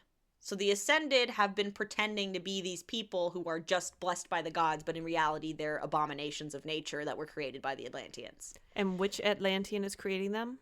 I don't remember. Well, isn't that why they have his brother in captivity? Yeah, I was a little fuzzy on some of these details because I was still so shocked. I believe his brother's in captivity because his blood is being provided. Used to make them. I right. believe Okay. so. Yeah, that's the deal. Because you have to Atlanteans make the Vampri, and that's what being ascended means, is that you become a Vampri, but you don't know this until after it's already happened to you. And by becoming a Vampri, you essentially die. Yeah, you essentially die. So you're immortal, but they are less human than the Atlanteans. And they require human blood. Yes, because they were created, they aren't born. Yes. And then the Craven are basically what the Vampri are to the Atlanteans, but to the Vampri. Like, the Craven are created by the Vampri. So it just becomes a more archaic and kind of like evil version all the way down. Well, yeah, it's sort of like more bastardized. It's like, yeah, that's what I meant to say. Like the, you know, that the Vampri are already like an abomination of nature from the fact that they were created by the Atlanteans, but then the Vampri are creating their own abominations of nature, so their humanity is even less so. Like, it's sort of like, and those ones can create their own on their own. Yeah, and the Cravens can only create other Cravens just by a bite. So it's kind of like, this is the introduction of like 3 races of vampires in this world. And he's basically saying that all of this religious nonsense was one big scam, and the Ascended... But there is a real religion that worships the gods. Yeah, there is a real religion, but the gods are like dormant. Like, they've been sleeping, as he says, for like years. A very specific amount of years. Like 200 years or something? No, he's 200 years old, is what he says. He's 200 years old. It's How a very long have they been specific asleep? amount of years based on the prequel novels. I don't remember, but they've been asleep. Do you remember Like what the number thousands or so. Yeah, something like that. So the Vampri, who are the Ascended, have basically been having the children handed over to them to feed on them. So it's this one big con that they've tricked a bunch of religious people into handing over their kids so they can eat them. Yep. Which is, I think, brilliant. Like, that is so smart. Because one of my biggest things in vampire novels, especially in fictional worlds, is like, why would the vampires just be like murder hoboing around? Like, why wouldn't they come up with a system to just have a constant source of blood? Well, they did in this one. Well, they did in this one. So I appreciated that a lot, number one. Number two, I liked the religious commentary. I thought it was cool that it's kind of like making comments on like culty I wonder if religions. she was a Catholic schoolgirl. Who knows, man? But don't forget that like the people at Jonestown literally poisoned their own children because of their religion and like cults. Like, it's like, this is believable to me. Yeah. So I thought that was cool. And she's like, you liar. But then literally the more she thinks about it, she's like, oh shit, kind of does make sense. Yeah. Like, it makes way more sense than any of the bullshit No they wonder were I haven't telling seen me. any of those second and third kids. Yeah, for real. So the more she starts, immediately her first reaction is, of course, to be like, you're lying to me. But literally his explanation makes 10 times more sense than the flimsy explanation she was given. Because like me at the beginning of the book, I was like, these explanations are really flimsy and weak. And turns out they were flimsy and weak because they're lies. So I thought that was actually cool that both me and Poppy were like, this is bullshit. this seems kind of stupid. And it's stupid because it is. So he tells her that about the Dark One's plan to trade her for the Dark One's brother, Malik, and that they have to go and speak to the king in Atlantia. So this other Atlantean named Nile and Delano come down to the cellar to escort her back into the castle. And there's another one named Jericho who's with a group of angry Wolven and Atlanteans and mortal dissenters who come down and they want to execute Poppy. But Delano changes into his Wolven form and attacks, and then Nile throws a sword to Poppy and tells her to defend herself. So as Delano and Niall fight to save Poppy, Poppy also saves the life of Delano. So both Niall and Delano are taken down, and Poppy is stabbed by Mr. Toulis, who comes back because he wants her dead. So Mr. Toulis, if you remember, is one of the guys in that couple that wanted to save their son, and the Ascended said no, and he basically tries to kill Poppy because he wants revenge, because he's like, you're the maiden and you just sat there, you're one of them, you didn't do anything. And so he stabs Poppy, and Jericho is one of the people who's with the dissenters who want her dead, and he tries to kill her too, but Delano attacks Jericho. It's like a whole big fight scene. I didn't really fully understand what was going on. It doesn't really matter. Her fight scenes could use some work. They could. They're a little confusing. But long story short, she almost dies, but then Kieran picks up Poppy and carries her back to the castle, and Hawk feeds her his blood. It's like very Vampire Diaries, and like it is. His blood heals her. And he has compulsion. So this answers a few questions of like, because at first, okay, well, we'll talk about it in a second. So anyway, sorry. He has compulsion, Hawk. Mm-hmm. Like again, very Vampire Diaries. He can convince people to do things, and his vampire blood heals her. And so when she drinks the vampire blood, when she's dying, by the way, he's like standing over her, and she hears Kieran say, Castile. And the only thing she knows about the Dark One is that his fucking name is Castile. Which I predicted.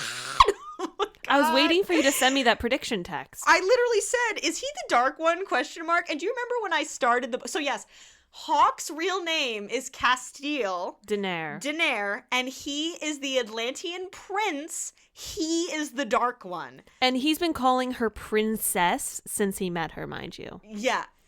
And the prince has been calling her princess since they met. And now, implying that he wanted to marry her from the beginning. Two things I have to say to that. Number one, when I first started reading this book, at the first mention of the Dark One, somebody makes a comment that the Dark One is beautiful, that he's like very handsome. And I literally said to Roni, so is he going to be like our secondary love interest in the next book? Technically like, he is. Is. Why, if bad, why hot? If bad, why hot? Why would you include that? Bad no equal hot. Now, what I thought originally was that Hawk was going to be like our Tamlin in this situation, and that she was going to dump Hawk for the Dark One.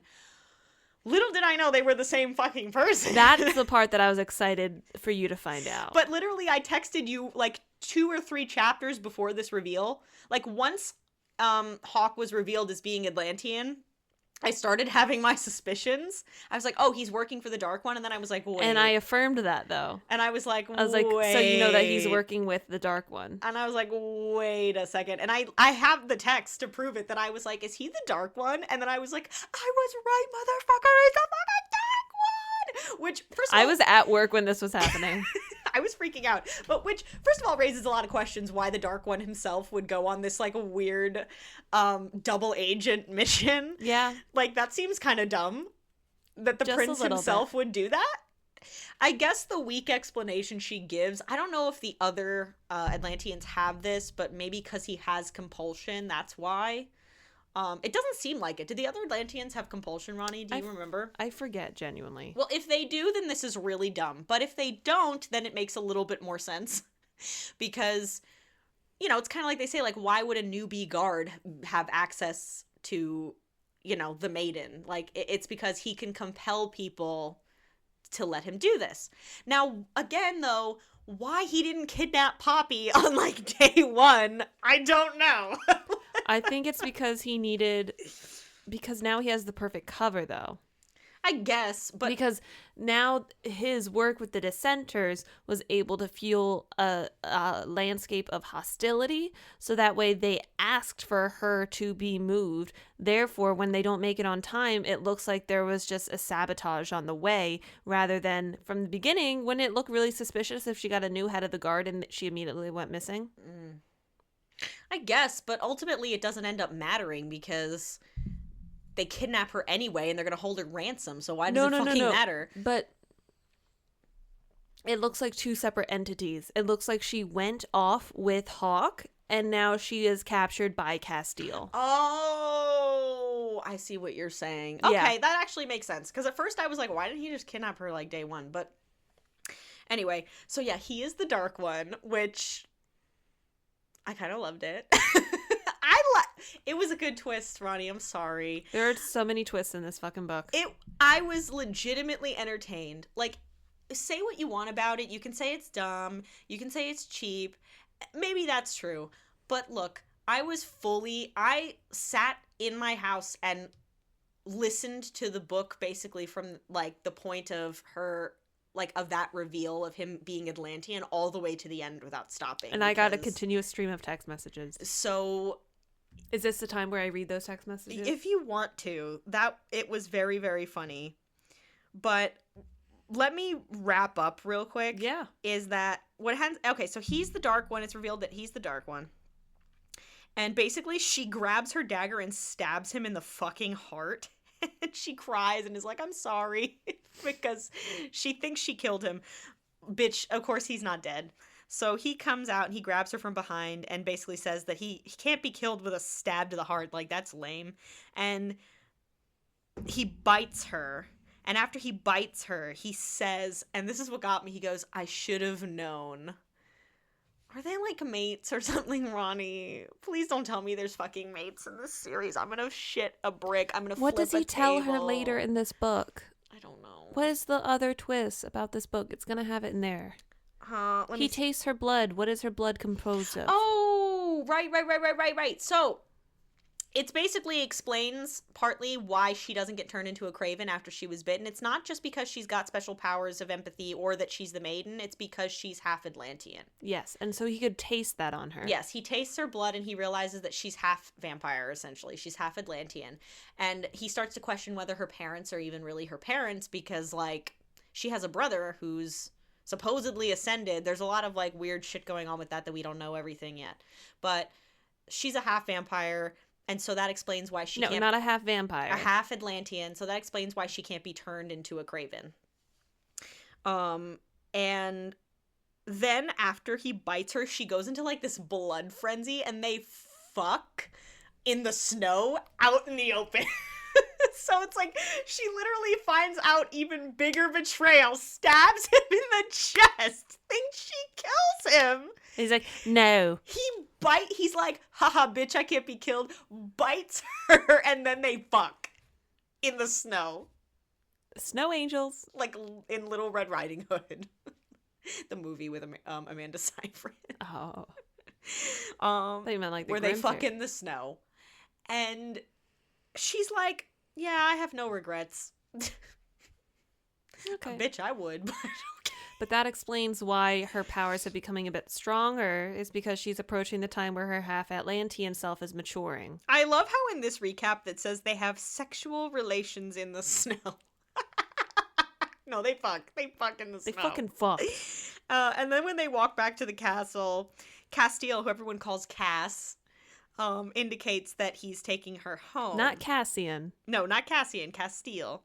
And he says that he is taking her back to Atlantia with him, and that they are going to get married. And that's where the book ends. So now is the time where I'm going to read some of Rory's text messages. Honestly, There's a lot of them. Yeah. Bro, what the fuck? These horny charlatans. Holy shit, what the fuck? I'm gagged. Hawk is a fucking vampire? And I said, teehee. She said, that was such a good twist. Oh my god. I asked what else she knew. I was right, though. I fucking knew that she's referring the Dark One. There's no way Poppy doesn't fight for the Atlantean soon. There's no way Hawk stays evil. But holy Toledo, that was a good scene, bro. There's a lot of bros in my text messages. I think it's so cool that at the beginning of the book I was rolling my eyes that Hawk ends up her personal guard because they're kind of stupid. But then the book tells you that of course it's stupid and it was the calculated move on his part. That's so clever. Like I said, I gagged. Oh my god, this onion has so many layers. The Ascended are vampires? Fucking why? That's so smart. Bro, is Hawk the Dark One? I'm suspicious. Dude, Hawk and his two little friends are so Batboy coded. LOL, she's meeting the inner circle. Next book? Question mark. Where's Morrigan? And her gayness will you never see. Bro, he's gonna turn into a vampire? What the fuck is happening? I fucking knew it! I fucking knew it! He's the fucking dark one, motherfucker! And then a picture of Jim Carrey, and then a picture of Rachel and Monica addressing Rachel in the wedding dress, hyperventilating, screaming, crying, pissing, screeching, vomiting. I feel so bad for Poppy. So sad this bitch can't take a break. Did she just stab him? Get it, girl. Well, they fucking now. Are they mates or some bullshit? Because he's like, I should have known. Eyes emoji. Like, bro, what do you mean by that? Her sex scene's going very long. Bro, this series is 6 books. How is that possible? And I asked, did you finish the book? She said, literally just now. What the fuck? She ends the book like that? I have such blue balls. They're getting married? The fuck? He didn't even ask her. They're totally mates or some shit. Why else would she be part of Atlantean? 4 stars, babe. Loved it.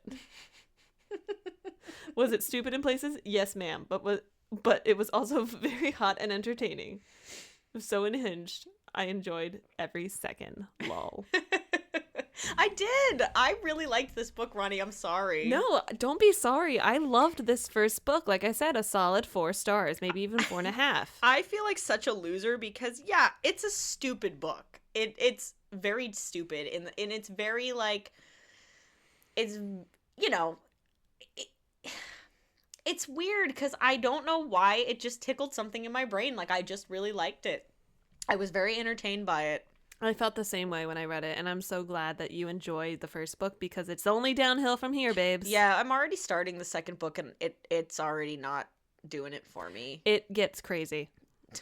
It gets crazy. Oh, no. Well, here are my predictions. Are you ready? Yes. So, I think... Glasses off. Yes, glasses off, because I need to, like... Rub your face. Rub my face. But, okay. So, I think her and Castile are mates. I think she's going to pull a mate thing. Like, very SJM. I'm already in the second book, and it's very, like Feyre in the Night Court. Like, it's very similar. And I'm like, you know, I would maybe like this book more if I didn't already read it. When it was called The Court of Mist and Fury. You did tell me that. And so, I think that they're mates. I think she becomes Queen of the Atlanteans. I think that she and Castile... What was I going to go with this? Oh, I don't remember what I was going to say. But I think... You are so far off. No, I'm not. Yes, you are. I don't. I think you're lying to me. You can think that. I think, obviously, her parents aren't really her parents. Who do you think her parents are? I don't know. Do you think we've met them? No, I don't think so. I think that she is special, but not because she's an empath. I think there's something else. I think that they're gonna pull some bullshit like she has like some other special powers. Yeah, that's what I think.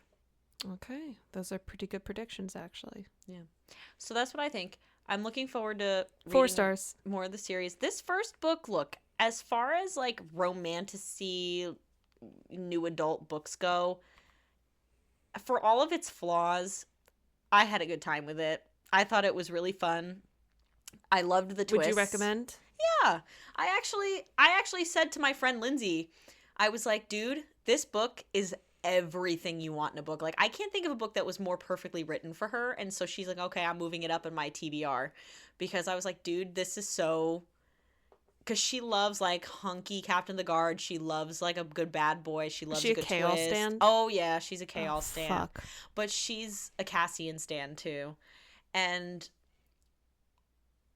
I think that, and I said this at the beginning, but I want to emphasize it, that this book was what I wanted from, say, like, ACOTAR. Mm-hmm. And I didn't get. Where it was just enough silly and... just enough like romance and it didn't take ambiance. itself so seriously. Yeah, like you get the impression that Jennifer L. Armentrout in this first book was really not like up her own ass. She was just having fun, writing a cool story. And that's really what a lot of these books are for. Like, I don't go into these books like analyzing them like I would fucking Jane Eyre. Like, I don't think it's high literature, but I want to be entertained. And if I'm confused or if I'm bored, you fucking failed. And I was neither confused nor bored pretty much this whole book. And Well, you were purposefully misled and bored, but like, well, I wasn't bored because I actually, like I've said before, I read a lot of romance novels and I'm used to the slower pace. I didn't mean to say the bored. I'm getting tired. It's okay. You were purposefully misled. Yes. I'm used to But you weren't confused. I'm used to the slower pace of a romance novel, so I was used to. Now, if you primarily read fantasy, then you might not enjoy this book as much, but because it leaned into the romance, I knew what I was getting. It was romance. Right. Romance first, fantasy second. Yeah, I knew what I was getting, and I really enjoyed it. The problem with her, with JLA, I think, is when she branches too far into the fantasy and leaves the romance behind. Well, she only has one idea for fantasy, because even all the vampires are basically the Fae in the Wicked series. Oh, you're just wait. Like, in the Wicked series, all the just Fae wait. can pass through the world completely unnoticed unless you have the special charm, and the Fae basically like suck the life. Wait, don't spoil it. I'm reading it. Remember, you learn this in the first chapter of the book that the But Fae. don't spoil it. I want to be completely in the dark. Okay, but literally the vampires in this world, or at least some of them, are exactly the same as the Fae in the Wicked series. So she only has one idea of like preternaturally beautiful blood sucking creatures, Interesting. or life sucking creatures. Well, I look forward to say. reading that next season. Yeah. All right. Well, sorry guys, I liked it. she's capable of liking things. She's just not capable of liking SJM, it seems. I don't know what it is about that woman's books that just rub me the wrong way. I'm sorry. I think if the expectation wasn't so high, I would like her books more. Yeah, I feel like SJM is like the literary equivalent of like Taylor Swift fans, where they're like the worst fucking people. Who are like, they're the best you just don't you're just not intellectual enough to understand Taylor Swift's They're the best people lyrics. to have on your side, but the worst people to have across the picket fence. Right. It's like the same people who are like, you just aren't smart enough to understand Taylor Swift's lyrics, or like the same people out here being like, you just aren't smart enough to understand what a genius SJM is. And I'm like, bitch, you can enjoy it, but don't fucking sit there and tell me they're a genius. That's not true. True. Don't be annoying. So I feel like it's really her fans that drive me up a wall, because no, that's a lie. I genuinely didn't enjoy her books. I'm sorry. And I did try. But you did enjoy this book. I did enjoy this book. And I'm so glad that I had you read this book, because remember, I've been telling you about this book for a while. I had a very different expectation of it. I really did. Rory, I went into this book so blind. I had no idea what it was first book about. is great. Next books, though, you can't see, but I just gave her really big eyes. All right. Well, I can't wait to talk about it. I'm already disappointed by the second book, so I can't wait. All right. Well, I'm Rory. And I'm Roni. And this has been... Have and Have Not. Yep. From Blue to Nash. From Blue to Nash. Ooh, what was the dinging? Oh, they can't hear it. It's just my laptop because I'm popular. Oh, okay. Well, bye. Yeah, I'm not actually popular. Bye, guys. Bye. Bye.